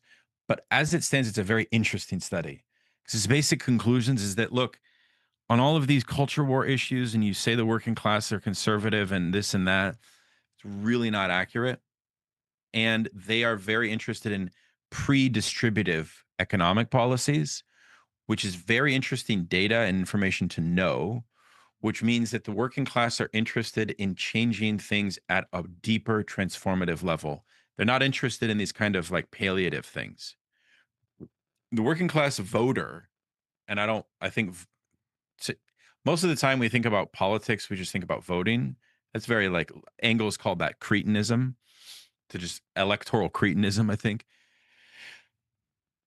But he's like, but the report says, look, actually workers want something more than these little band-aids. There's an ambition there. There's an ambition, and that should not be surprising to us. So the bottom line is, all of that's good news. The bad news is that their prescriptions just kind of keep us in the rut of this manipulative and abusive Democratic Party machine, which I don't trust the Democrats, and I don't think we should. Neither do I. We shouldn't. I mean, I'm not saying that as some personal vendetta or something. I just think, like, when will we learn? How many moments of betrayal is it going to take? I mean, But it's Daniel, like, just to go back to what I said, like the key issues for me, capital and what does capital do? Wage labor. Democrats aren't trying to do a goddamn thing about no, of at course. all. No, they're trying to mystify. Of course, they're trying to mystify that. Absolutely. And I think that, but the levels of mystification are deep. And, even a lot of Marxists have I mean, I like Gabriel Winant a lot, this contemporary Marxist sociologist. I think he's a sociologist. Oh, sorry, he's a historian. He's a historian, yeah. But he's continuing to write these essays about like the repeating what we take to be one of the central problems of post-Marxism, which is the abandonment of the working class. But he's actually trying to give like empirical analyses as to why we no longer should do class-centered politics. So that kind of brings us, frankly, into the heart of our book in a way, which is sort of, well, maybe not the heart, but like the main argument, I guess you could say, of the book, or one of them. And that's the economics of class fragmentation and confronting lumpenization and atomization, right? Those two, and I mean, they're all kind of fused, because we then go on to analyze how a lot of left theorists have sort of missed a proper analysis of what's actually happened to the working class. And I leaned on the ethnographic, sort of experiential, subjective side. How is this working at the level of day-to-day civil society, attitudes, belief systems? I leaned on the It's structure stuff. Like Yeah, we he were leaned talking more about on the that. economic elements and structure. But the thing that's interesting to me is that liberalism, at the end of the book, we say liberal ideology is one of the biggest deterrents to Marxist and socialist politics, in the sense that I would claim that the American ideology, just in general, is so 360, like full court press, interested in removing class as a question that has any causality in social life, right? Just removing it. And that kind of goes back to the Horatio Alger myth, this idea of social mobility and property ownership. It's those two things: social mobility and property ownership, which have a racist inflection, we must say, from their origin, because they were for decades and decades excluded only to white workers. It's only been recently since that's changed. But I just don't think that we should ever underestimate that reality. And it's a tall order. It's a tall order to ask people to think of their lives in terms of class. And I do want to talk to you guys about that, the impediments, but I'll kick it to Varn to talk a little bit about this theme of lumpenization and fragmentation. Because it's something, I was supposed to say one final thing. It's something that we saw first anecdotally with our own families, where you have kind of a working class family, but you have a lot of outliers who basically are either on welfare or excluded from consistent wage labor. And that combination is so prevalent in working class life. So, but that's different than how in the 60s people talked about lumpens. Now the lumpenization has become much more frequent, much more common, and relatable in a way. Like, we know it. And I'm sure all four of us know it. Look, like this is one of the, one of the main reasons we wanted to talk to you guys. I mean, this is the heart of the book, because the people are not one. And this is something, Nance and I have been wrestling with this problem for years. Okay, you have people who at like a formal level have so much in common. The issues that spring from obviously wage slavery, but then healthcare, all of these things that we're all struggling with, that we all lack together, right? Why is it so hard to get everybody on the same damn page? You'd think it would be easy, but there's immense fragmentation, atomization, fracturing, and the question is, why is it so hard to get people on the same page when economically, structurally, they have so much in common? And and then confronting that, what is to be done? Yeah. I would say one of the biggest issues is people, and this includes the working class, often do not live a common life anymore. And by that I mean um, uh, I take a lot of cues from Danny Besner, who's one of the few people who's more pessimistic than me. Daniel and I actually are kind of the light and dark of this. I consider myself a revolutionary pessimist, and that I'm an optimist about revolution. I'm a pessimist about the current conditions to such an extent that it's very hard for me to see how there's any clear path in any currently existing institution to do what we're talking about.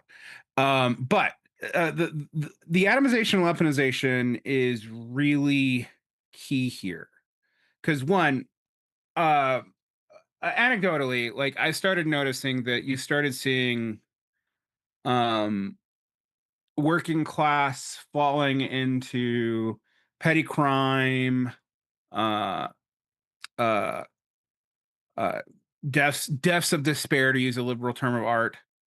Slow suicide is what I would actually just call it, let's be honest, and sometimes not so slow suicide, quite frankly.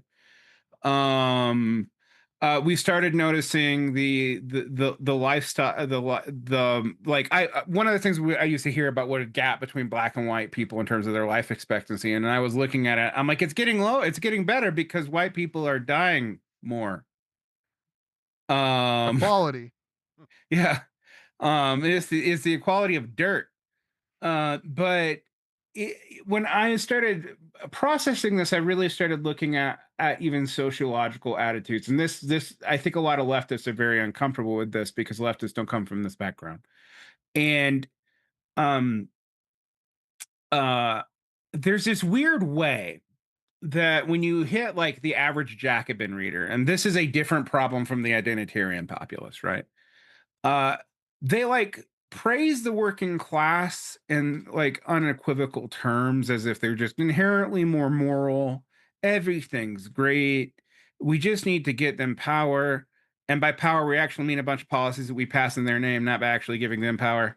Um, Boy, all and they need to do is talk to a worker, because workers sure right. don't view workers like that. No, they do not. And I actually talk about this a lot. Like I am arguably upwardly mobile. I say arguably because like most people actually do experience the fact that even though I'm upwardly mobile and in income quartile higher than my parents, it's not just in social capital, it's also in actual capital. However, I could not replicate their life. There's no way that I can replicate their life. I can't really easily just buy a house. There's not a way I'm going to be having a, you know, stuff that my parents were afforded despite the fact they were quasi lumpenized and blue collar for the most part. And my mom, I guess, left being blue collar in her 40s. She became a nurse briefly, but there's no way for me to do that despite the fact that I've climbed one or two social classes higher than them. The natural inclination of that, and this actually gets to some of the problems in left-wing organizing in specific, is I have you know, most people from my background, educated people who come from the blue collar, even when they fall back into it, I mean, like, we look at the people around us and we go, wow, like you are so alienated, you're so lumpenized, you can't get your shit together, you can't get a girlfriend or a boyfriend, usually a girlfriend. You I would not want you to have kids even if you could. Like, and then yet also um uh I feel this weird defensiveness from the same people who are valorizing these working class people. They also will talk to them like talk about them, also to them, but talk about them like they're fundamentally fucking stupid.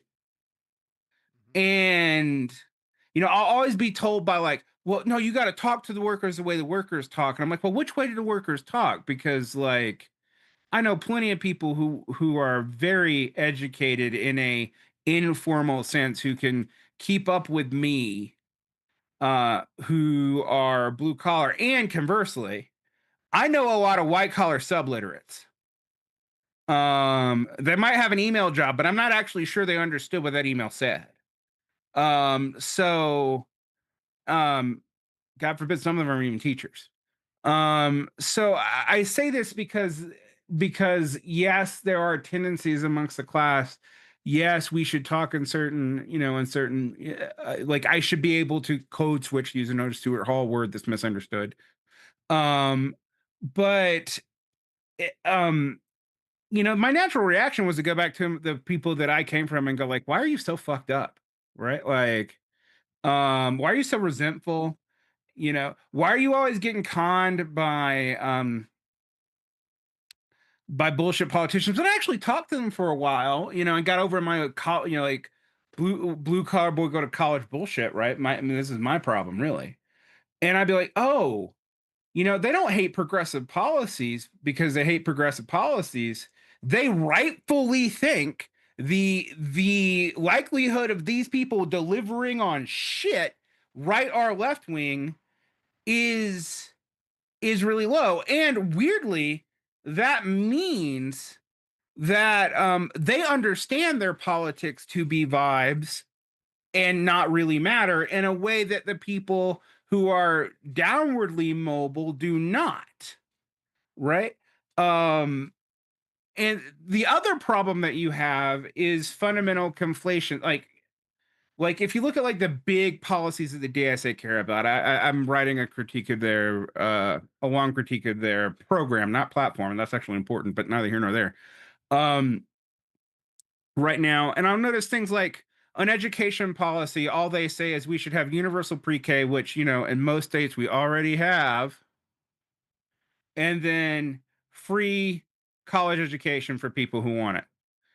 And I'm just like, well, that's not how you fix the school system. The school system is totally and utterly degraded, and you don't making shitty pre-K more prevalent, where we're going to push off developmental issues younger and fuck over boys more in particular, and then making college free when it also doesn't afford you the same opportunities because its cartel value is going away.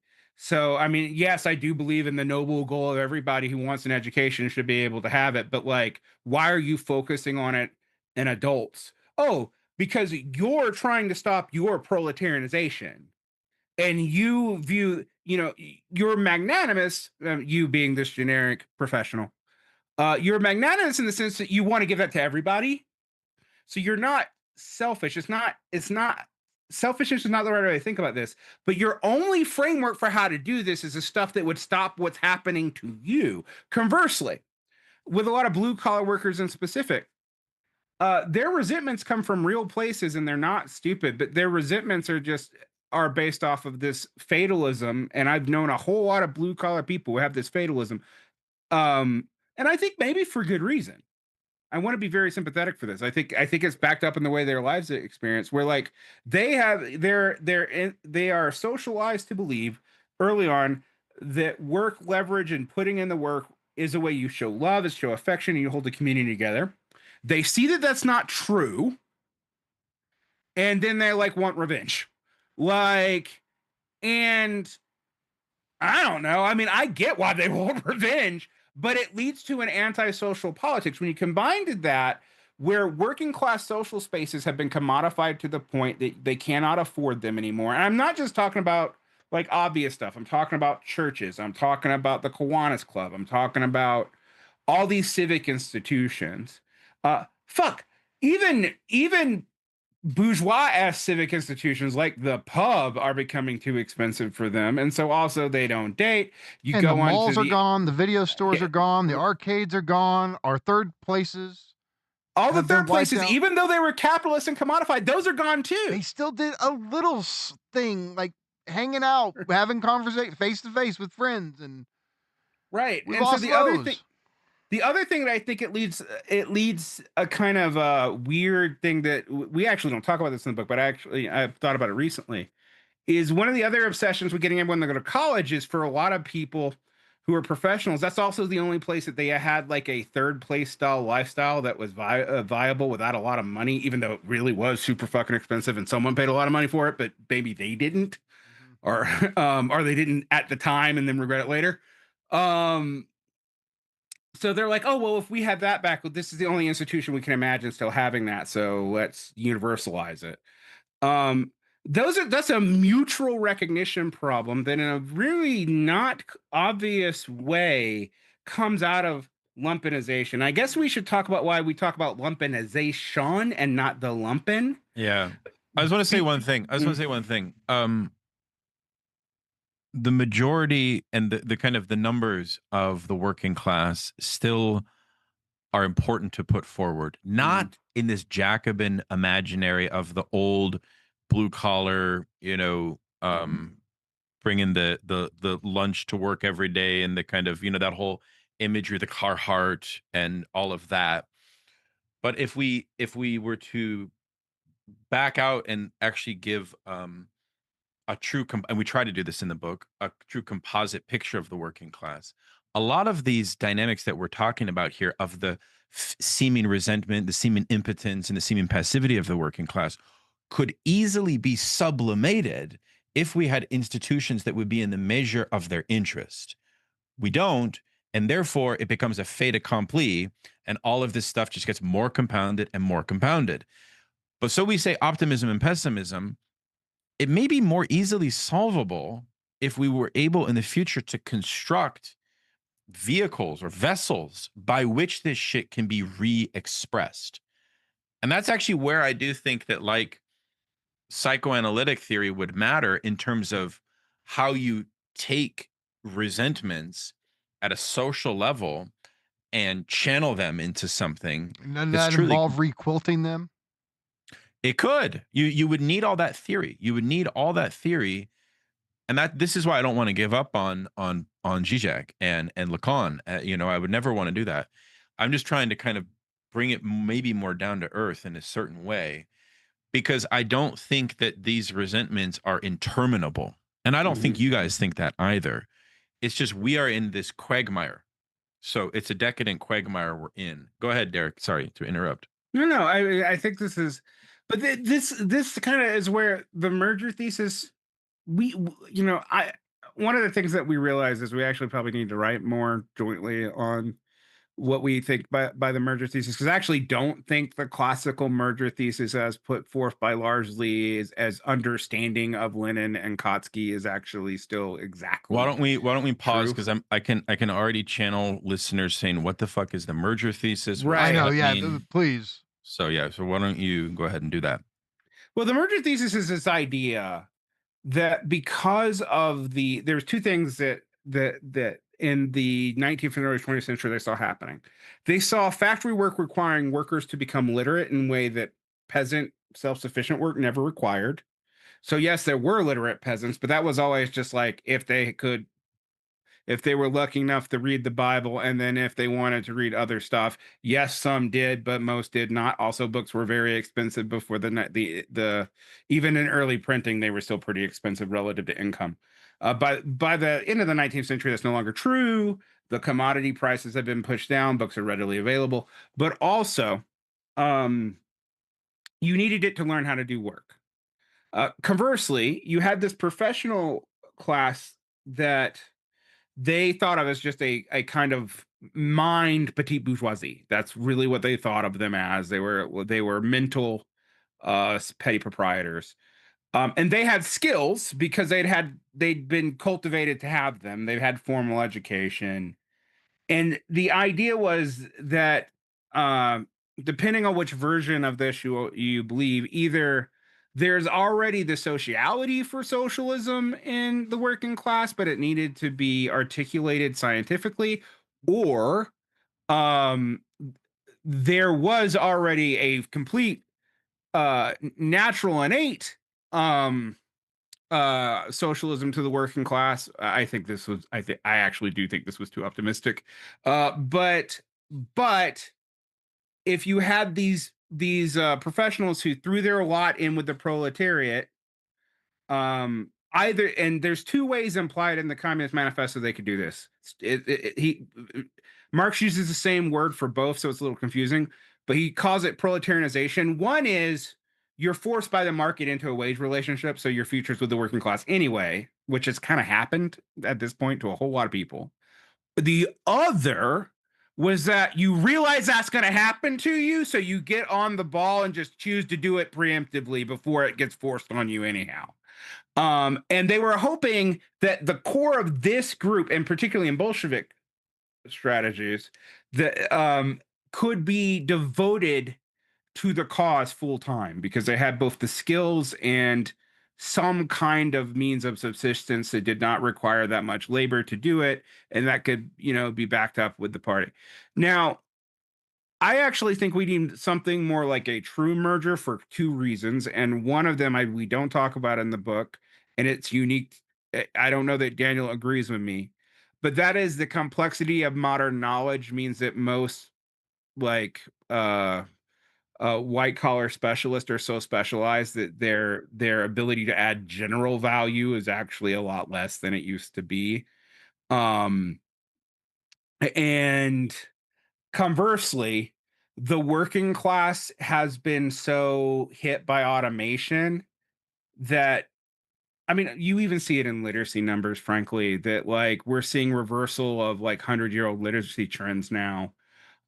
So the optimism of this earlier merger thesis that like the factory was going to continue making workers more and more articulate and educated forever, and enough of these professionals would see their self-interest in the proletariat that they would join them willingly without bringing their own baggage. That last point's really important. um that's not really true anymore. And one things that like Daniel and I talk a lot about is like we don't think you should cast out all the intellectuals. Working class are professional, and even though a lot of those professionals are in the working class now in a real sense, they still have that habitus, that habit that we talked about. um we actually do think they have to be subordinated to working class interest, and that won't be easy. And the only way for that to happen is to get around. This is why the lumpinization and atomization is so damn hard to deal with and so vital. The only way for that to happen is almost a pre-political project. And people often think that we're being quietistic. But what we're saying is, no, no, no. We believe in politics like a lot of traditional Marxists do, but things have gotten so decayed and bad that without building back up counter institutions to the ones that exist, there really isn't a way for us to move forward that will not be immediately captured. And it's not because we think these professionals are bad or just trying to force their way onto the working class. It's because they are also dependent on patronage too. This is the problem with the NGO model fundamentally. Um, and that patronage will limit them. And this is even true for the DSA. The DSA will tell you all the time they don't have those patronage, and they don't. They don't actually. Other organizations that are aligned with come in and fill the gaps. So our Revolution PAC, Fight Agency, all these left publications. Uh, uh, Ironically, the DSA, for such a membership-driven group it does have a membership-driven democracy. Most of its public face is not people beholden to the DSA, which is actually kind of hilarious. So you have these problems, and then the other thing that you have, and this we also don't go into the book directly, but I've done a lot of stuff on this on my podcast where I talk about like flukes in American law the DSA takes advantage of. Like it's basically illegal in almost every state in the union to run a party line, and the DSA is actually taking advantage of that. Right. The problem is that that's useful for getting into office. It's useless for anything else. You cannot hold your electeds accountable. And structurally, also, if they follow you in that, they're non-viable. They can't get committee positions. They can't do anything anyway. So you have all this feeling of buildup happening, I don't know, every 4 to 8 years. And then the moment that the Democrats are back in power, it becomes immediately obvious that this counter push is faulty. And what we saw last time this happened between 2015 to 2020 is the DSA grew to almost 100,000 people and then lost 30,000 people in a year. Um, and that's despite the fact it takes like a year and a half to fall off the DSA's roll. They're like leaving the Mormon church. It takes forever. So we have a similar buildup right now around Mamdani, but if this Mamdani thing doesn't deliver on a national level, because they built national expectations for a mayor, which is also hilariously not thought through, you're going to have backlash. You're going to have, and they have no means of controlling their candidates, right? Right. So all these structures are still built out. They don't have ways to counter them. So, and when we say this, they're just like, "Oh, you're being quietistic," and I'm like, "Well, you're not really changing anything. You're like actually, in some ways, you're more pernicious than you realize, because what did Bernie really do after the burnout of Obama? He's created a way for Zoomers, for example, to not know how disaffected a lot of millennials were after they realized that Obama didn't actually work out that well for them, even though it took a long time, admittedly. And then they injected all this vitality into not the DSA, which immediately shrunk, but the center of the Democratic Party, right? So this merger thesis is a problem. So when I said we didn't explain what it was, but like we actually do think it needs to be kind of modernized, because one, the proletarianization of the professionals is pretty thoroughgoing now. I'd probably say 60% of professionals are on the wage fund at this point. Two, also the other thing has happened too. There's more and more blue collar people, if they do keep their literacy, who are now hyper literate. I know more of them, in fact, than probably in the past, but they're also more alienated even from other blue collar workers, much less everybody else, because the decline of literacy in general. So you now have these like spikes of individuals whose benefits actually even alienate them from the people they're around. I mean, I experienced this. So I'm speaking from my own experience right now. Totally experienced this. Right. So I've had a few other. I had an electrician come up to me when he was driving through Utah and talk to me. It's like, I always want to talk to my my fellow electricians about this, and they just hate me because I'm a college boy. And I'm like, okay, well, why? But like, I would ask him like, well, what do you represent to them really? Like, um, at the same token, it also means that like all sides of this equation have a lesser imagination, weirdly, than when things were objectively more difficult. Like if you hear both blue collar and professional socialists talking about what socialism was going to be in the 20s versus what they say socialism is going to be today, it's a night and day difference. And that's in the 20s, people had had vision and goals and all kinds of things, whereas today it's like socialism is like a 32-hour work week. I was reading this and I was like, a 32-hour work, that's what the liberals were saying. That's what the liberals were saying. That's like that was like what Keynes promised in the 60s. I don't like, this is such a weird reduction of vision, but anyway. No, this is good. I mean, I think we're moving to the end of the book in a way. I mean, I feel okay, so a couple of things, right? One is our position is the merger thesis, to define it just like in an elevator pitch, is that the exploitation born from the wage labor condition creates a kind of class instinct that's not well formed, it's very rudimentary. And intellectuals have a role in moving that instinct to something like a consciousness. Now, within that movement, things get very convoluted, of course, and you need to think very carefully about what that actually means and so on. Now, in the history of socialism, the way this played out was actually a contest between different rivaling conceptions of the intellectual. And what you'll see when the class struggle gets hot, and we even see this today to some extent, so you'll see a cadre of proletarian intellectuals emerge that have different questions, they have different research programs, they have different priorities than bourgeois intellectuals. And I feel as if part of the objective of the merger thesis is to create a receptacle for that kind of intellectual pursuit. With the Marxist emphasis on egalitarianism, meaning that, well, it may not be true that every worker is an intellectual. Of course, that's not true. I think that would be naive to say that. But at the same time, there is something highly subversive and very powerful for politics when workers inculcate the desire for being intellectual. I would say that the Marxist tradition puts a big onus on this, and is something that I think we should all consider very carefully.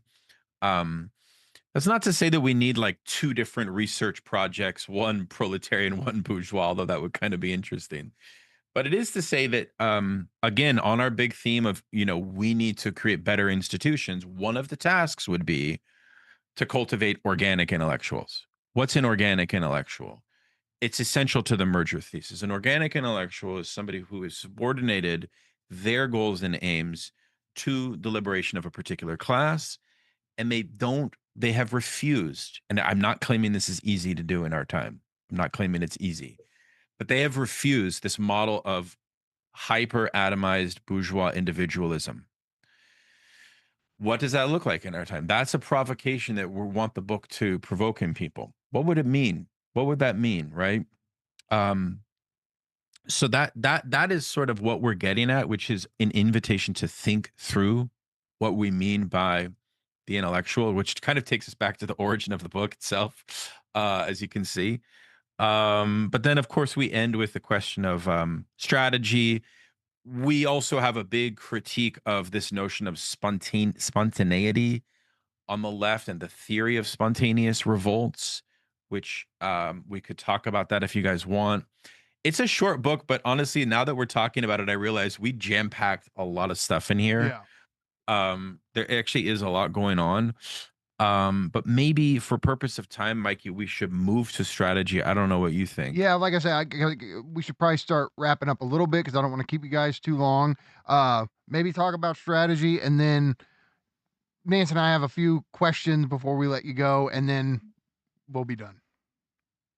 No, it's beautiful. Okay, so strategy. What do we mean by this? I feel like oftentimes we lose sight of the fact that socialism is actually about um social liberation, and we often like what we're fed over Instagram and YouTube and however we consume our media. Lately we've been informed that socialism is actually about like the post office and like making things a little bit better, getting a little bit more access to things, right? Or sort of like, hey, everybody should be included in this social policy. None of that is actually socialism. So when we invoke this concept of strategy, we're trying to reorientate the left to like a thought experiment in a way. It's like, what would it actually look like to think about politics from a strategic point of view? And we put forward a few proposals here. I can invite Varn to maybe elaborate on a few of them. The main point I would want to make here is that we want to keep our ambition high. We want a anti-imperialist left. We want a left that will deal with racial antagonisms in a way that is sober and thorough and not shy away from them, at all.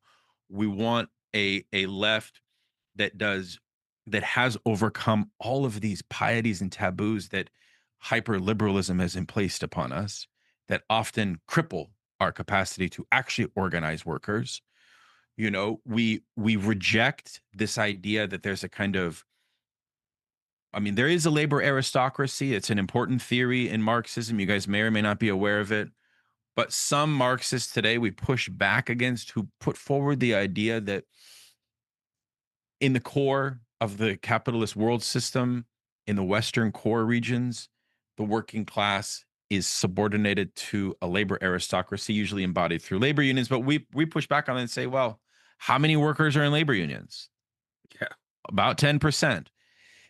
So that thesis doesn't quite hold, and it becomes a bit vague, frankly. It's like locally or regionally, you could kind of make it as an argument within a very particular sector, but it's not a cross sector. It's not a consistent theory.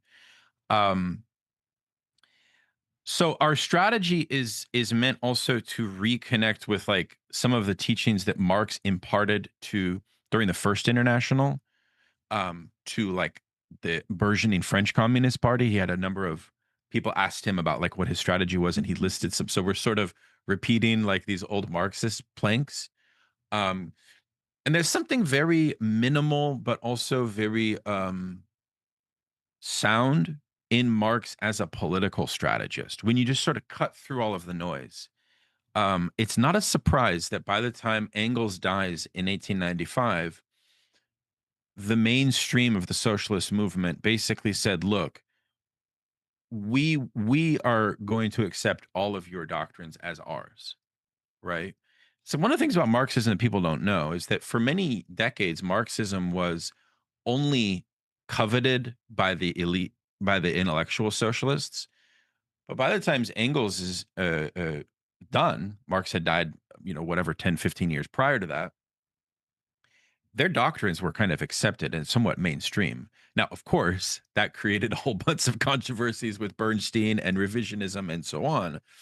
But the point is that we still think that the Marxist prescriptions here strategically are very sound. I don't know, Varn, if you want to build into that on the strategy question. Yeah, I mean, the strategy question, I would say we basically lay out the bare minimum, like a bare minimum notion of strategy. But one is we have to rebuild working class civic institutions. We have to deal with the lumpenization problem beyond charity, and that's gonna be hard. And it's not something I don't actually have a pre-formulated answer to how to do that. Like, when we talk about like someone asked me, it's like, well, I was like, well, if I said once, since the DSA was seriously, they have a recovery section that was going on in the blue collar neighborhoods and doing work, but not as social workers, but like, helping people do this shit themselves. But then someone rightfully asked me, do you trust a bunch of university fail sons to do that? And I was like, okay, fair enough. I don't actually. No, I don't, to be fair. They'd either fuck it up or it becomes some kind of weird charity habit.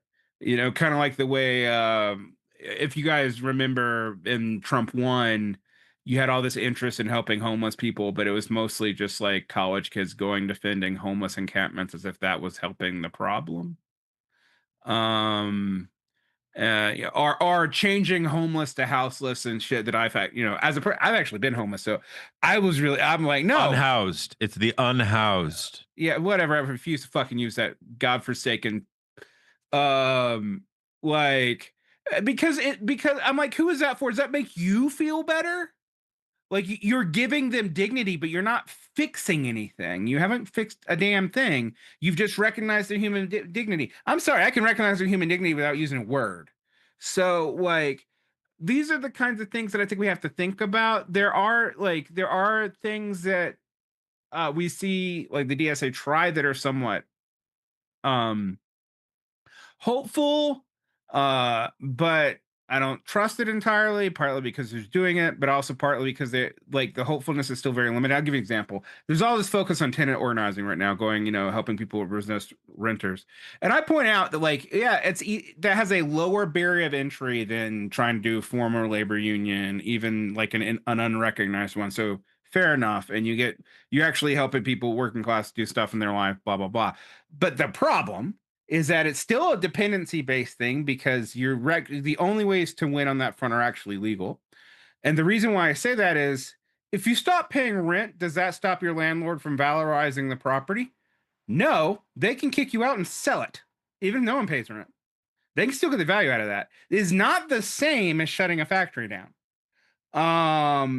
And so, and like, when you say things like this, that's the problem. Another thing that we need to be doing is demanding socialists be honest even about stuff that we like. Give you an example of this.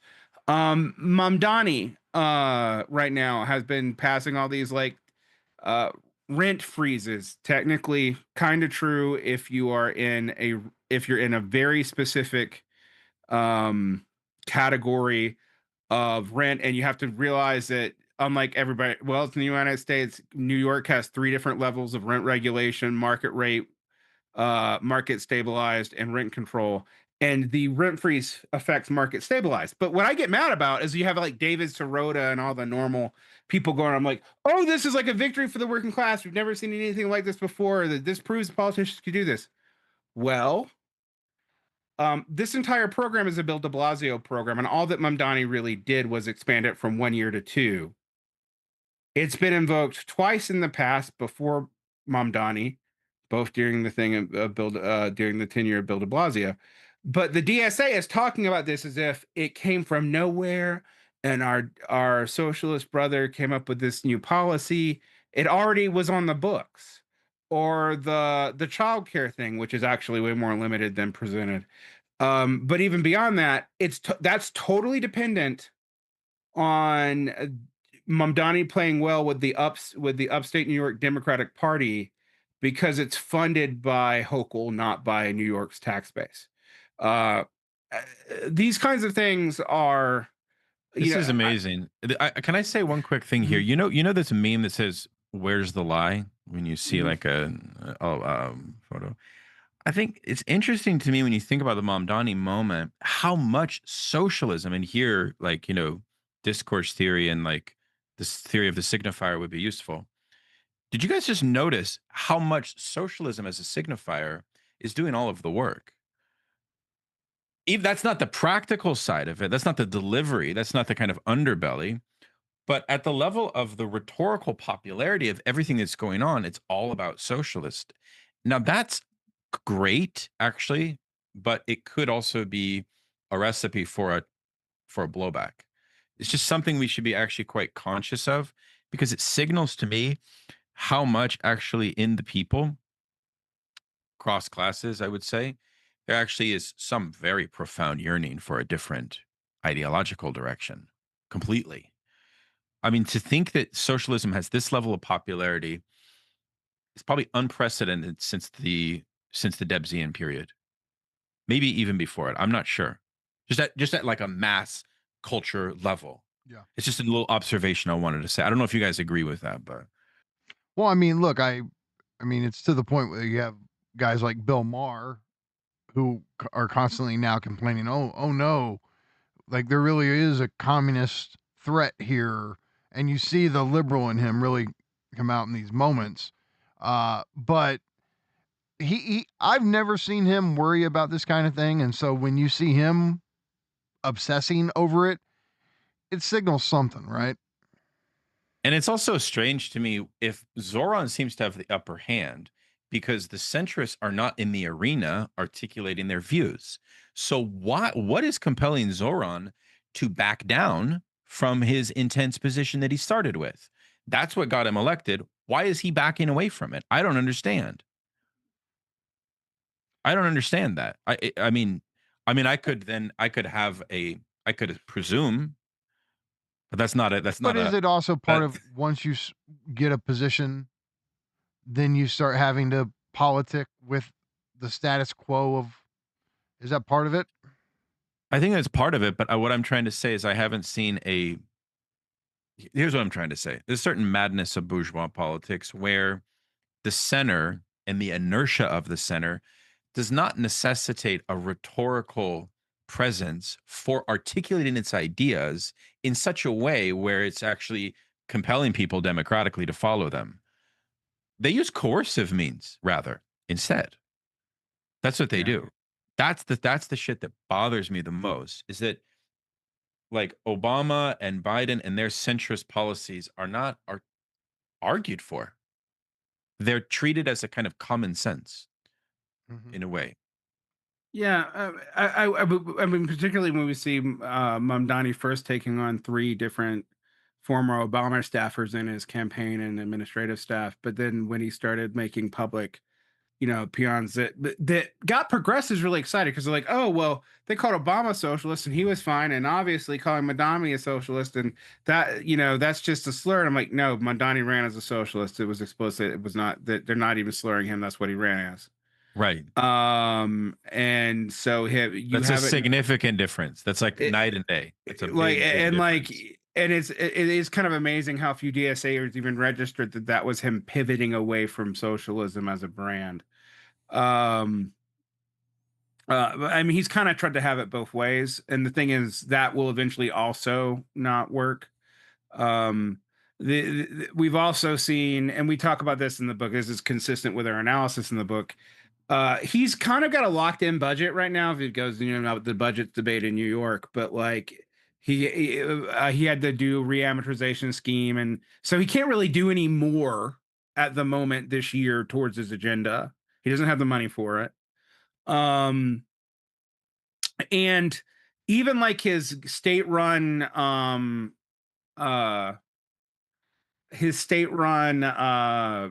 grocery stores, they're not actually state-run. They're like public-private partnership regulated to be like slightly cheaper than market rate.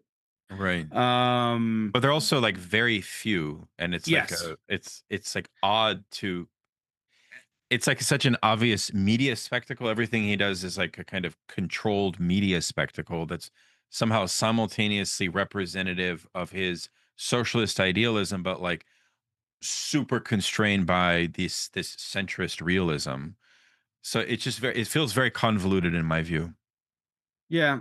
And what people don't know about New York, actually, this is also interesting when we talk about this as a model for the rest of the United States. New York has a history of semi-public co-ops that were actually established by unions in the 1940s and 50s that exist kind of like nowhere else at scale in the United States. And this model is actually kind of just a government semi-neoliberal, to be quite frank, version of that. The other thing that if you spend a lot of time in New York, you realize that's really different is New York still has like 1950s style third space infrastructure and whatnot. It has not had its all that ripped out in the same way that like the West Coast is. And when you come up with these left populists who think that they're Marxist, I mean, I guess I shouldn't know true Scotsman. They're Marxist. I just think that they're not wise ones. When you point this out, like, and I say, okay, this is why the DSA can't do shit in LA, right? Because LA is not structured like this. There's no Fortis infrastructure. There's no, it's all NGOs. They've only ever known neoliberalism or frontier life. There's none of this there. It's not like a European city, and the DSA is just not going to have the same power there. And I invoke Benjamin Studebaker, and also you guys are talking about doing stuff like abolishing the Senate and getting and like fundamentally changing the judiciary and returning to a prime minister model, which is going to require a constitutional convention, which means you can't just win in progressive urban strongholds and primaries. And there is no dealing with that. Like, and even with like the El Said win, which happened last week, right? That's a primary win. Here's an interesting thing, though. El Said was actually predicted to do better in the polls. The polls were wrong and not in his favor. He still won, but they had him winning by a landslide and he didn't. Which might be daunting for the general elections. Now, for me, this horse race shit actually isn't all that interesting as far as like what I think we need to do as strategy. But it does point out that this vibes-based notion, people like, this is a movement. I hear this all the time. And I'm like, okay, so it's a movement of maybe 2 senators, maybe 8 to 9 Congress people, 5 mayors, and 1 governor. That's a movement of 130,000 people, a fifth of which are just in New York. Like the DSA is now really structurally imbalanced. A fifth of the entire organization's in New York.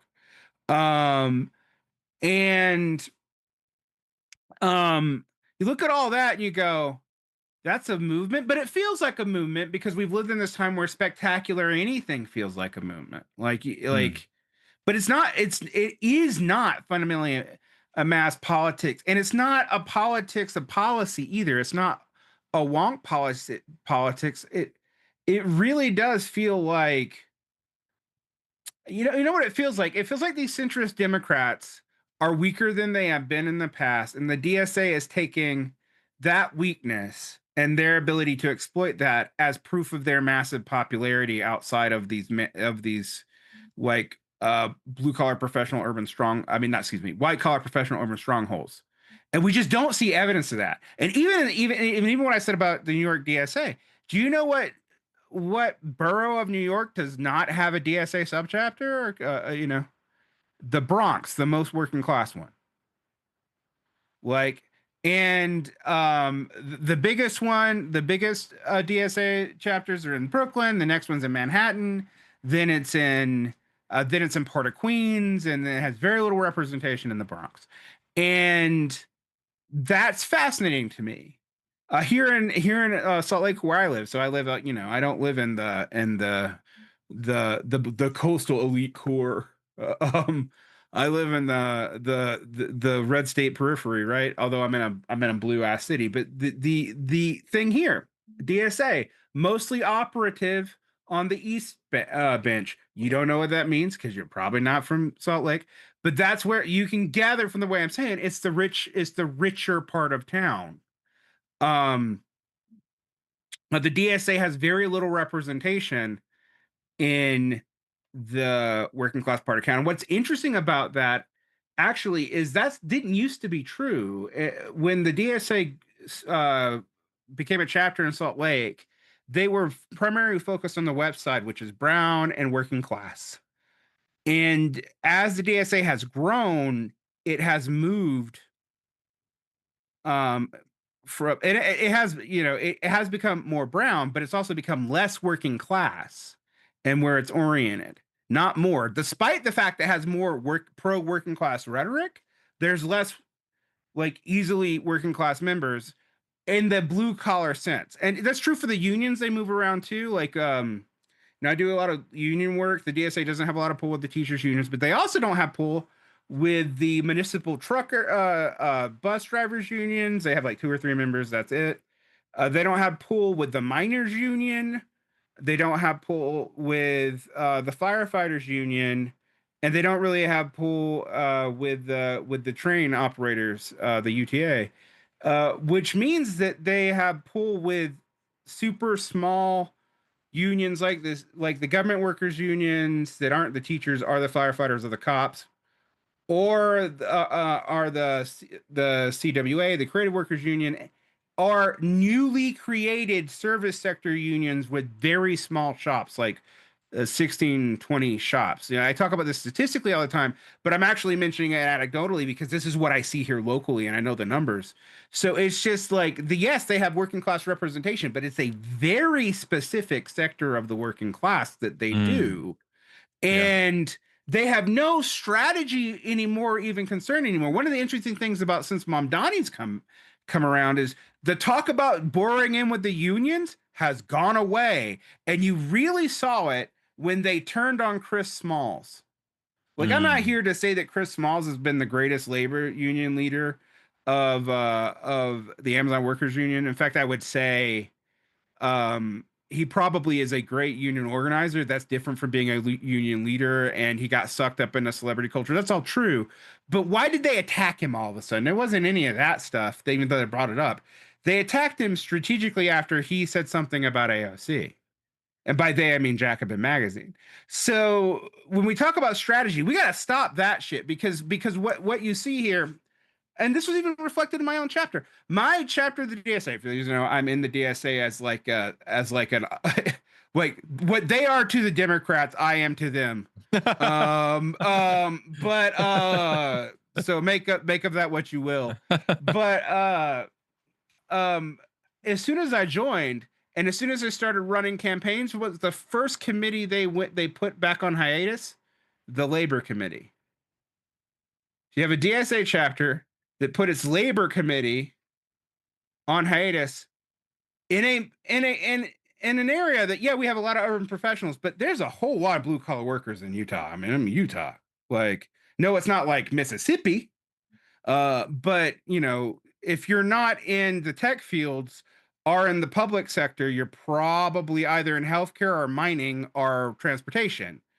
And So logistic work, all that stuff. They have like no truck with the Teamsters. Like they have individual Teamsters who are in them, but like they have no real pool with Teamsters leadership or any of that. And so just structurally, you're like, okay, well, you should be building these institutions to get these people cooperative. You should be going out into these areas and not just tenants unions, but you have to go into like blue collar neighborhoods where people own their houses because they bought them 30 years ago, and shit like that. You need to go out and do that. And then, I was chastising them because they were doing immigrant protection stuff, which I'm not against. I want to be very clear on that. And I was like, okay, but you're doing it on the side where the immigrants aren't. You're not in the brown parts of town because they're also the working class parts of town. You're not meeting there. You're not from there. And so we have to fundamentally reverse all that. But what is interesting to me, and I don't, maybe this is to turn this back to you guys and maybe get your response to it, Nance and Mikey. There's so much more talk about the working class, even in DSA, than there used to be. Yeah. But if you actually look at what they're doing, it is so limited to very specific sectors.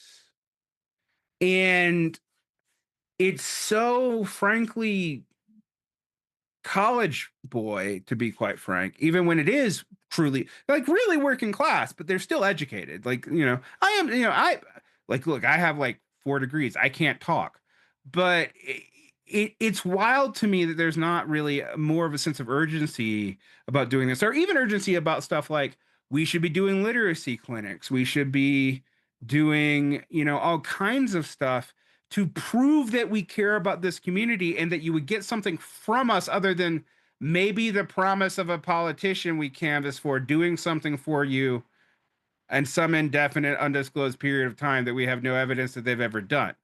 And what's funny about that is it either gets turned into like anarchist mutual aid talk, like they think that's what I'm proposing, which I'm not, or it's just like, well, but we got more important things to do, like get people elected. And I'm like, to do what though? Like, what are you getting people elected for? Oh, to bring about socialism. All right. All right. You have a program now. You just got one finally. Can you hold your electeds to that program? No.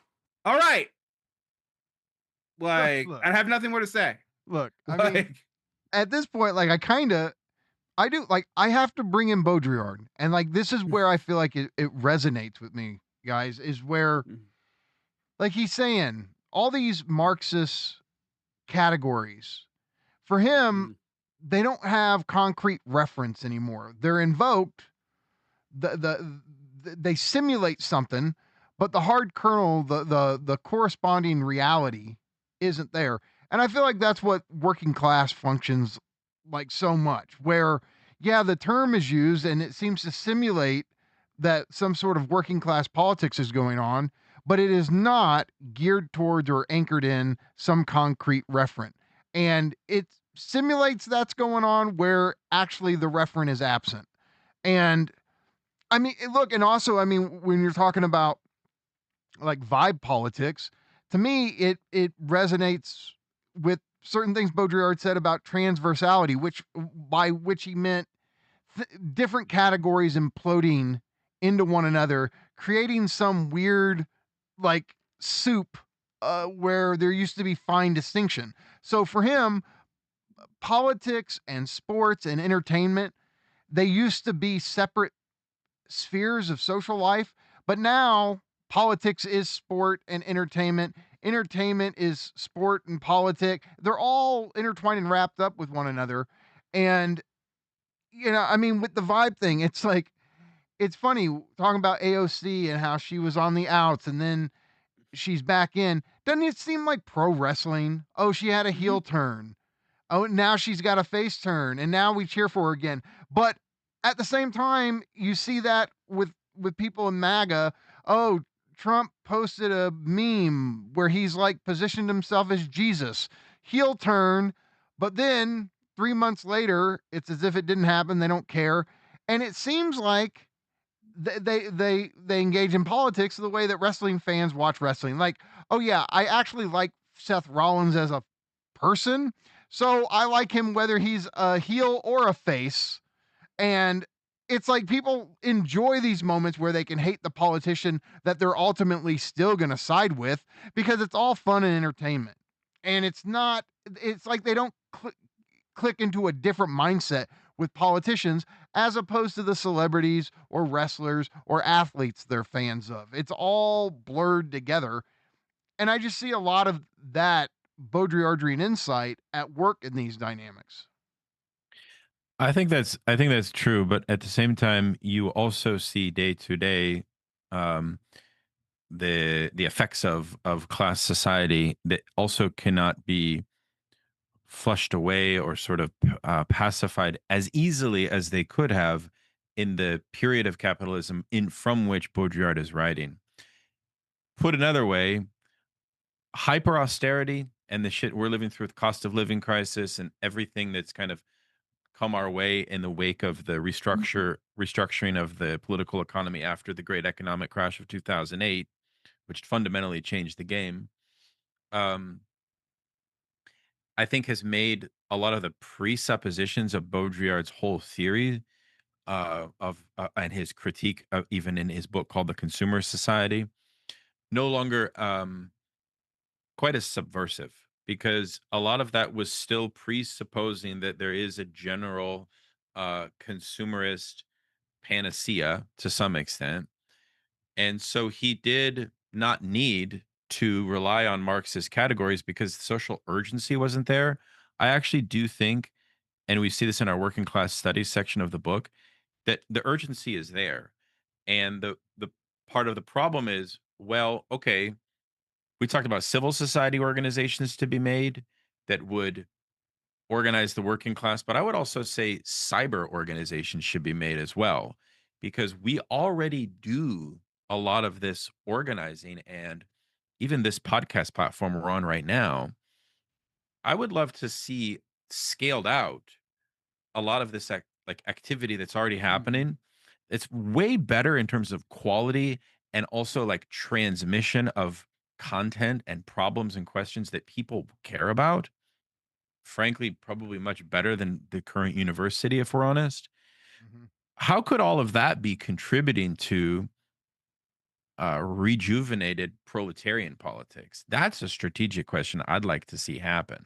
Now, I know some socialists are doing that, trying to do that, but we have such profound disunity amongst socialist intellectuals. So I also think that's a task that we kind of suggest in the book, which is somewhat related to the merger thesis, which we need to figure that out as well. Because I do think that the DSA, to just say, to piggyback off of Derek's point, and I know I don't want to like talk about the DSA too much, precisely because it's very likely the case that in a few months we won't be talking about the DSA at all, because they may have been kneecapped by the Democrats, which is very likely after November. We don't know. In which case, all of this, it's kind of a It's very fast speculation. moving train and speculation. But my point is, all I want to say about it is like, we're interested in long term, like rooted, um, inculcating and introducing new forms of thinking about socialist politics, precisely because we know proletarianization for us in Baudrillard's time, they did stuff like rustification of yourself by choice as a voluntary act to, go be proletariat as your sacrifice to the class struggle. And then in 10 years, you have a middle class life. That kind of shit's no longer possible. We now have millennial age.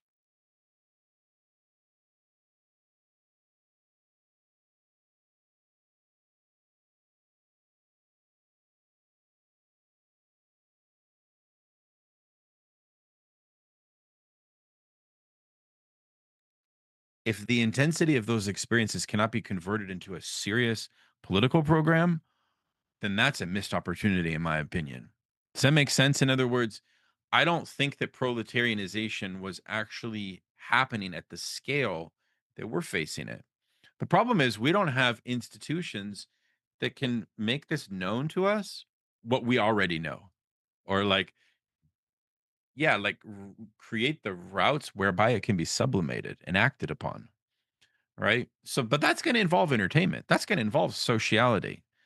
It's gonna involve all of those things because it has to, Can I tell and you it's what gonna I have think? to. And it's gonna. So, final point, it's gonna have to contest with the mass culture, not be absorbed by it. How do you create an entertainment, cyber, a cool, inclusive, socialist cyber and civil society, IRL and cyber, that is like so much better than mass culture? Like, we can do that with like a fraction of the resources. We can do that, I think. Go ahead. I would say, look, real quick, just to kind of wrap up my thoughts here. Um, as far as Baudrillard, here's the thing: he's living in the post-war era. He's seeing this thriving middle class in Paris. It is the height of consumer society. And for him, he's seen things apparently getting easier and easier for people to live a middle class life, etc. So he sees that trajectory. And what he focuses on, even though he doesn't use the term, I think he should have, but he focuses on the reality principle in an epistemological way. He wants to do semiotics, but he's saying it's harder and harder to discern the real from the false, to know the difference, right?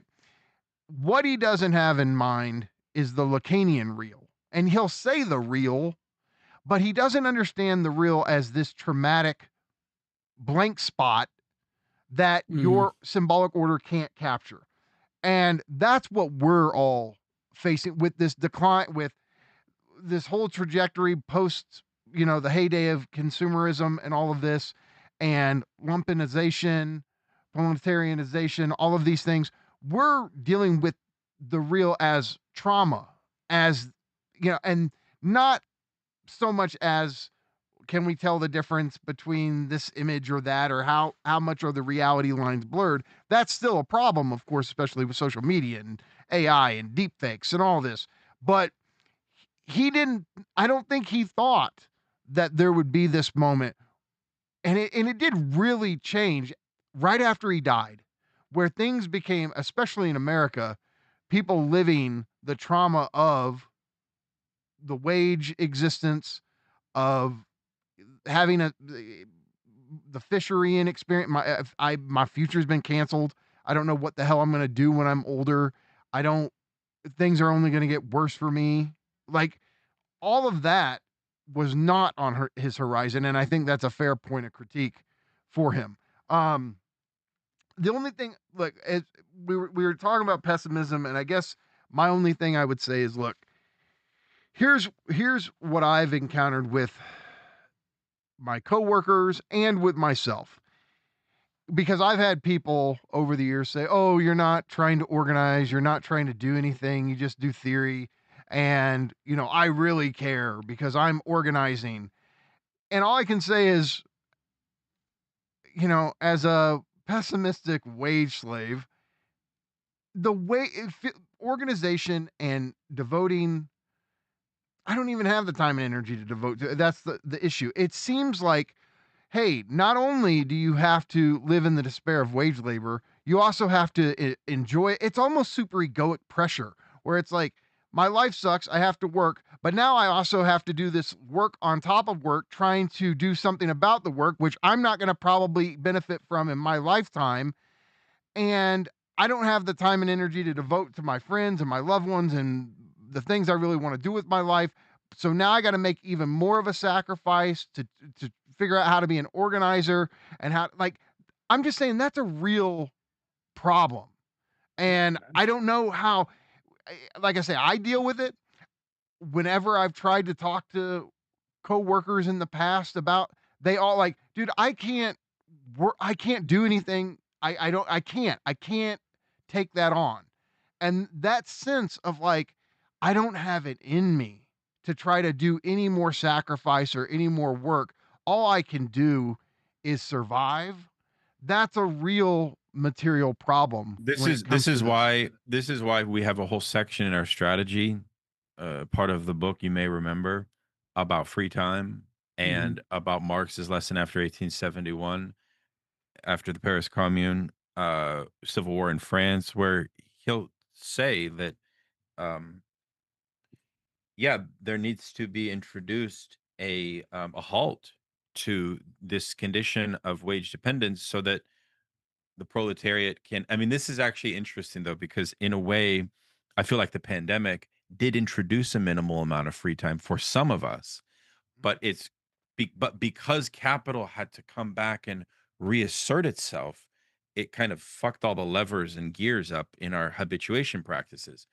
But And I it's just worse want to now with say, inflation and of course, I just want to say that I think that if we don't scale out a socialist and communist organizational structure that would allow minimal contribution to be put to good use, I don't think that we have a good future for socialism. I want Derek's opinion about this. I think the liberal activist model, and again, we're talking to two Žižekians, and Žižek has always said, and I think it's one of his good points, that he's opposed to pseudo activity.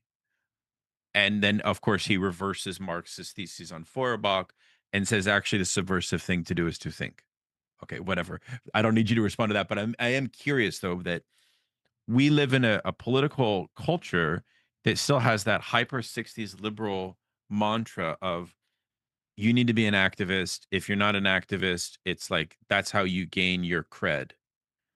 you might as well be a capitalist. That's Yeah, you have to do that. But the problem is for workers, it's like, well, wait a second. You're asking me to be an activist. Maybe I will be. But then you're a patron of a movement that refuses to see that it's captured by a capitalist party. So it's kind of like, what are you asking me to do? Mhm. In other words, it would be a lot easier if the DSA, and we're only talking about the DSA because of their power right now Size, yeah. and size, yeah. You see my point, Derek? Like how do you get around this kind of, I think it's liberalism. I think it's like this liberal fetish to always act. I don't agree with it. So one thing I'm going to say that is less pressing now because we moved away from this in general culture. But if you think back to the heady days of the aught teens pre-pandemic, we were still arguing about diversity statements. And what people missed about diversity statements is it wasn't just that you like prove that you had the right ideological position. One, they were a backdoor way to get around anti-discrimination laws. But two, and this is actually more important for what we're talking about here, they required you to write them well to have been an activist in a very specific sense and have the time and social capital to know what that was and also to be able to do it. So it wasn't just that you did anti-racist stuff with your church or whatever. You had to do it in specific ways that were very prescribed, and most activism is this way. When people say they organize, I don't know what the fuck they mean. Like when they invoke organization, I'm like, oh, so you canvass for a candidate? Okay. Do you know what organizing in my mind is? Organizing is making collectives move from the and I'm gonna be very 19th century in this, but then I'll explain it in modern terms. From the in itself to the for itself, or to use more modern terms, it turns something that is an aggregate into an agent that can act as if it is thinking. Now, collectives don't actually think unless you have some very interesting weird assemblage delusion blah blah blah. But they can have organized processes that enable you to act in a coordinated way as if they were thinking and as if you were all involved in that. That's what organization is to me. Theory is actually super important for that because it clarifies what that means. The other thing I would say though is like, who the fuck is going to tell you to do busy work? Like, I mean, what do they do? Telling you to eat your spinach and do your homework? I bring this up because there's sociological realities that liberals are actually better on than leftists, which is fucking weird because I agree with you, Daniel. It's liberalism, but the liberals do actually read the sociology that they write. So one of the things I read from liberal sociologists that I never even see that leftists put out, the people from blue collar backgrounds respond to food. And if you're doing a community meeting in a blue collar neighborhood, you need to have food. Why? Because it enables socialization. It's one less thing they have to do, so no one has to go home and fucking cook. So they went to And the one less stupid thing they meeting. have to pay for. And one less thing they have to pay for. You That's take most care of 3 important. problems for Right. them in a day. Just small thing. You've come in and you've collectively fixed the problem. Right. And what's funny about this is they do it for working class people do it for themselves. You go to Mhm. any working class event, there's food there. Mhm. Now, you go to most activist events, not all of them, but most activist events, you can kind of tell how much blue collar working class influence they have by if they even think about the food part of the situation and if they build in proper socialization time because most activist models, I'm just going to be quite frank to you, are children's crusades. Yeah, the children are up to 40 years old, but they're children's crusades. They want something from you. The promise that they give you is this self-sacrifice will enable a better future sometime and on some unspecified place and on some specified time if we're godforsakenly lucky. And I'm just going to tell you as like a rational choice calculus, that's a dumb ask. Um, so you really do need to be thinking about this as like, how am I adding to people's lives instead of just asking them to do shit for some But politician? I would say another thing, and this goes to educational Mhm. habituses that differ, which is the culture of socialist and left-wing groups can often feel very conformist and really feel super difficult. Like let's say Mikey and Nance join DSA.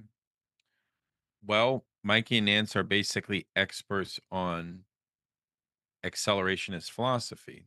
Would they invite you to offer a seminar in the socialist night school? I No. think I think they should. They probably wouldn't, but they should. No, they'd be paranoid Because about us. Yeah, they're like, oh, they you're might crypto be. right wingers, you're Red Brown. Yep.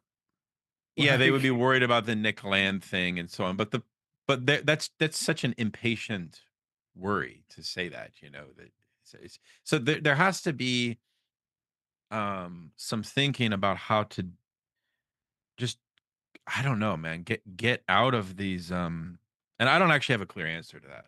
I think it's important we diagnose the problem first. That conformity is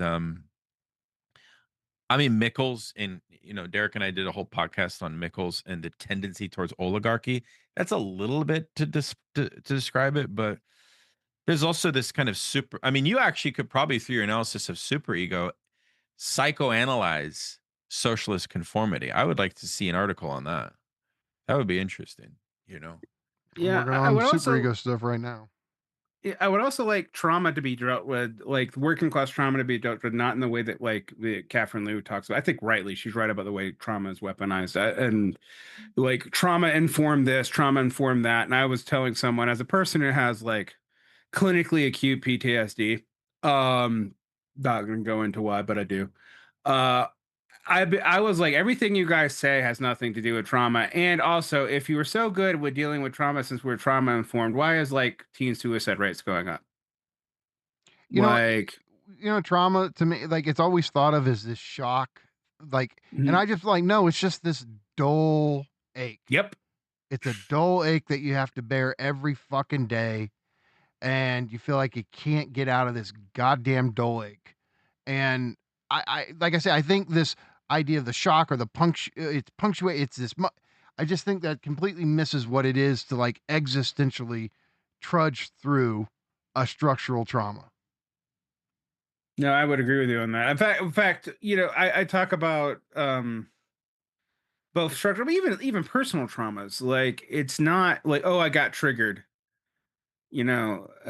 So triggers don't work that way. That's not. I don't get triggered by A like lot of seeing time, Derek, necessary. it seems Uh-huh. like this kind of structural trauma we're talking about makes it where you can't even be triggered. You're so No, I dissociate immediately. I'll be like, I'm using psychobacter talk, but I just become cold. I'm just like, that's what I mean.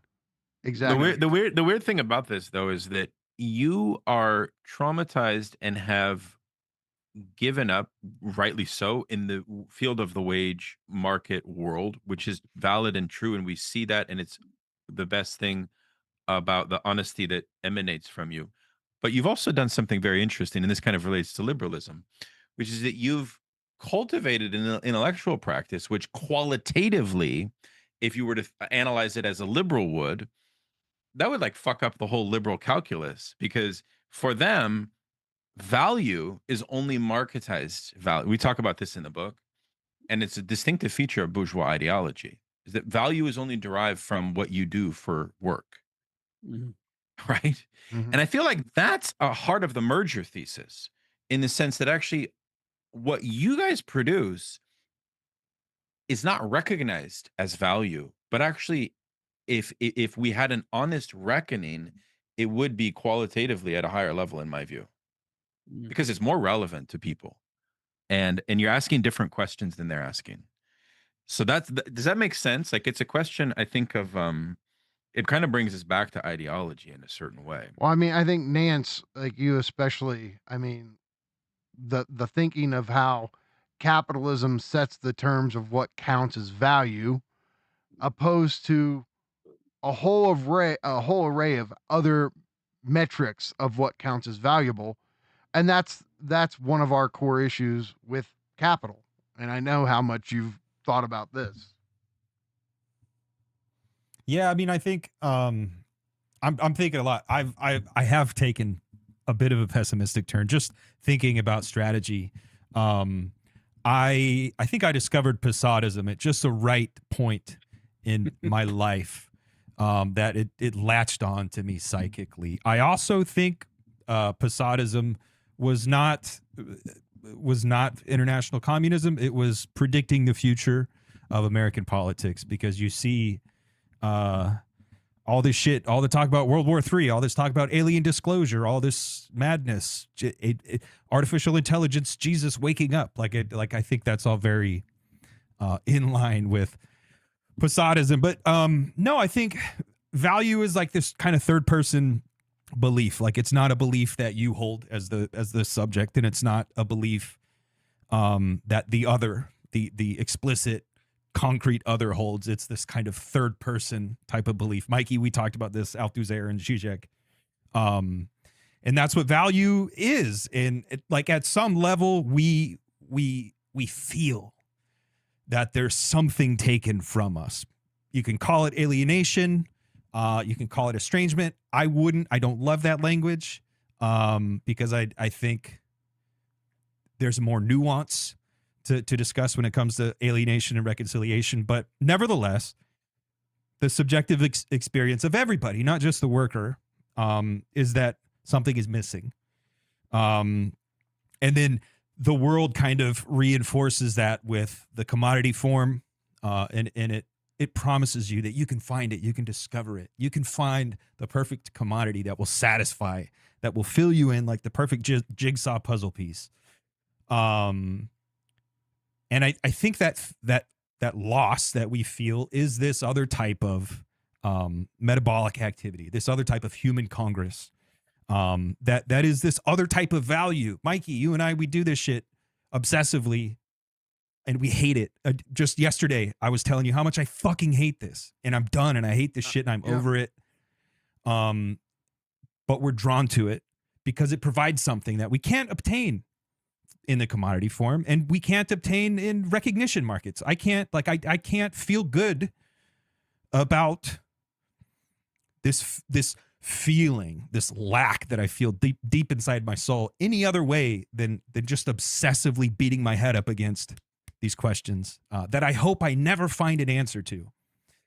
But it is this kind of third person belief that we call exchange value, that the market comes in and provides, or ideology comes in and provides. And that's why I do tend towards pessimism, because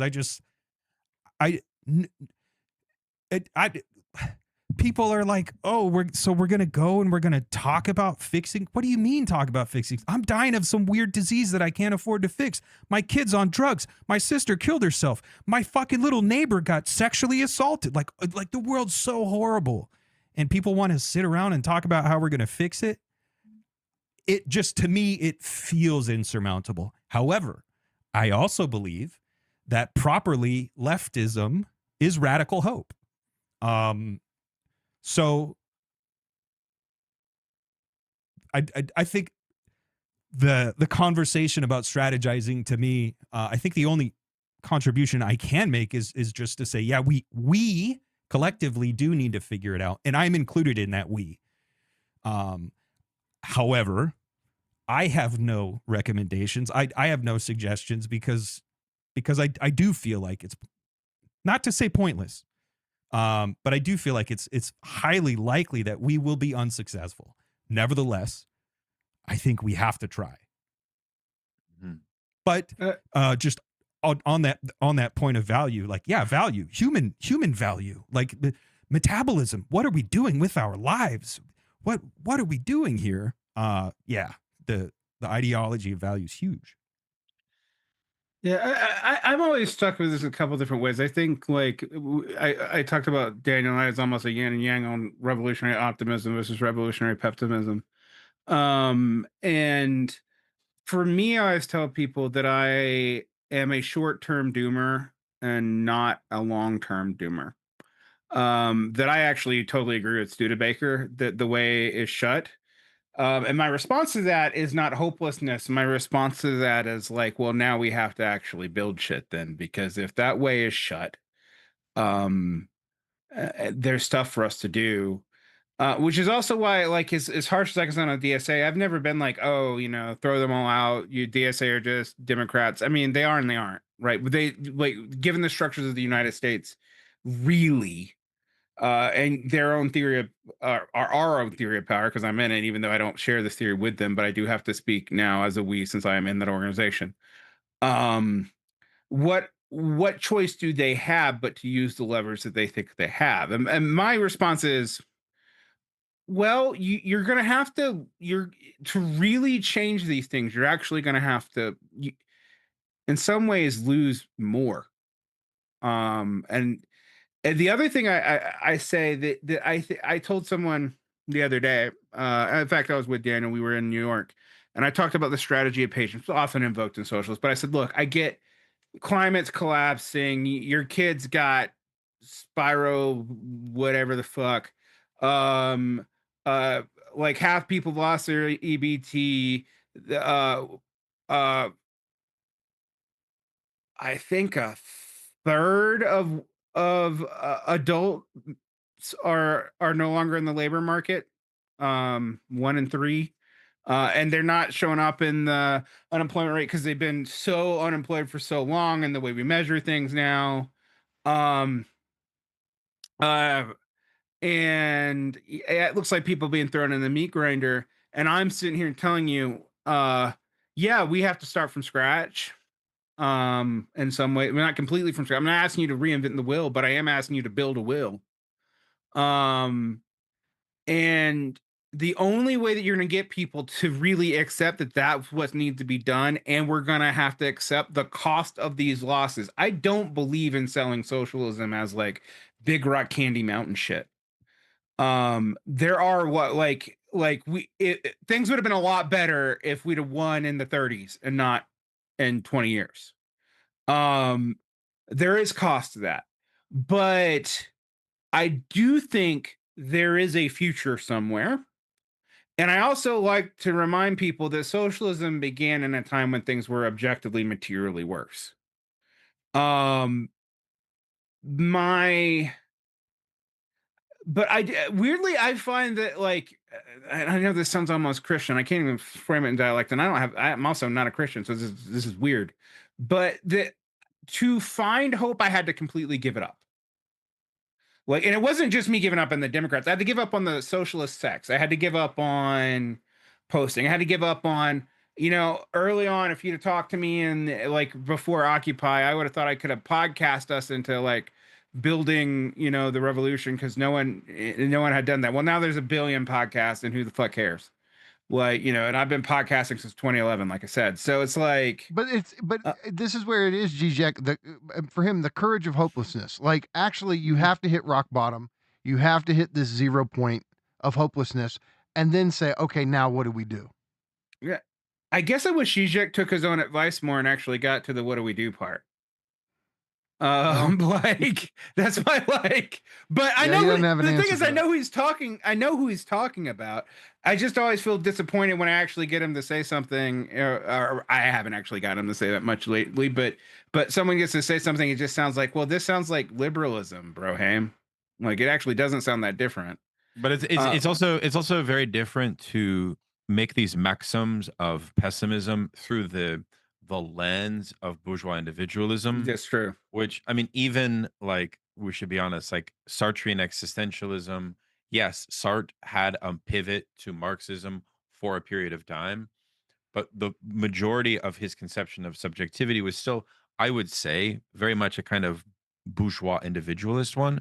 And I just feel like what's really novel about Marxism is it does give us a grasp of a collective form of subjectivity. So it's very different to say that class pessimism has enveloped or sort of that you're a part of that, which I think is true and is becoming more and more generationally true. Historically, that has signaled that socialism is at the doorstep.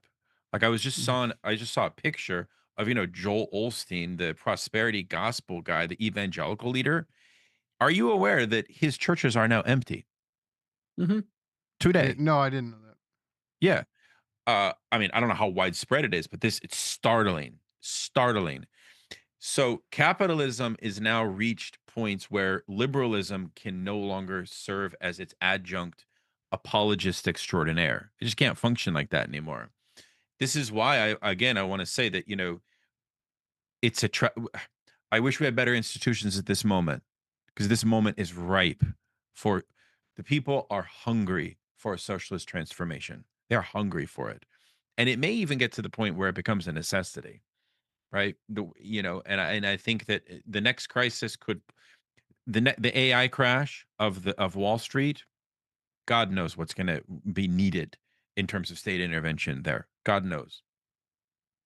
So I think we have some serious problems on the horizon. But at the same time, I also I don't know that we should. There's a way in which degrowth communism and the ecological catastrophe and imperialism becomes this like doomeristic horizon.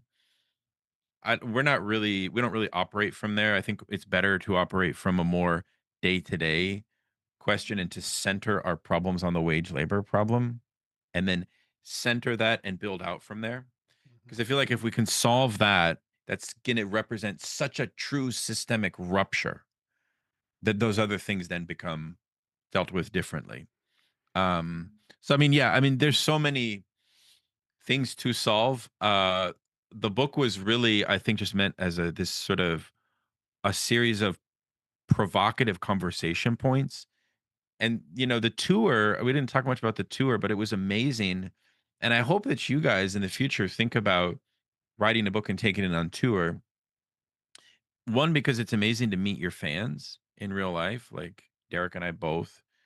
Like the people that listen to our stuff actually care about us and what we do. Mhm. And that was just amazing to see that, you know. But also just to like put a face to these people. To turn the parasocial social, as I like to say. Yeah. Awesome.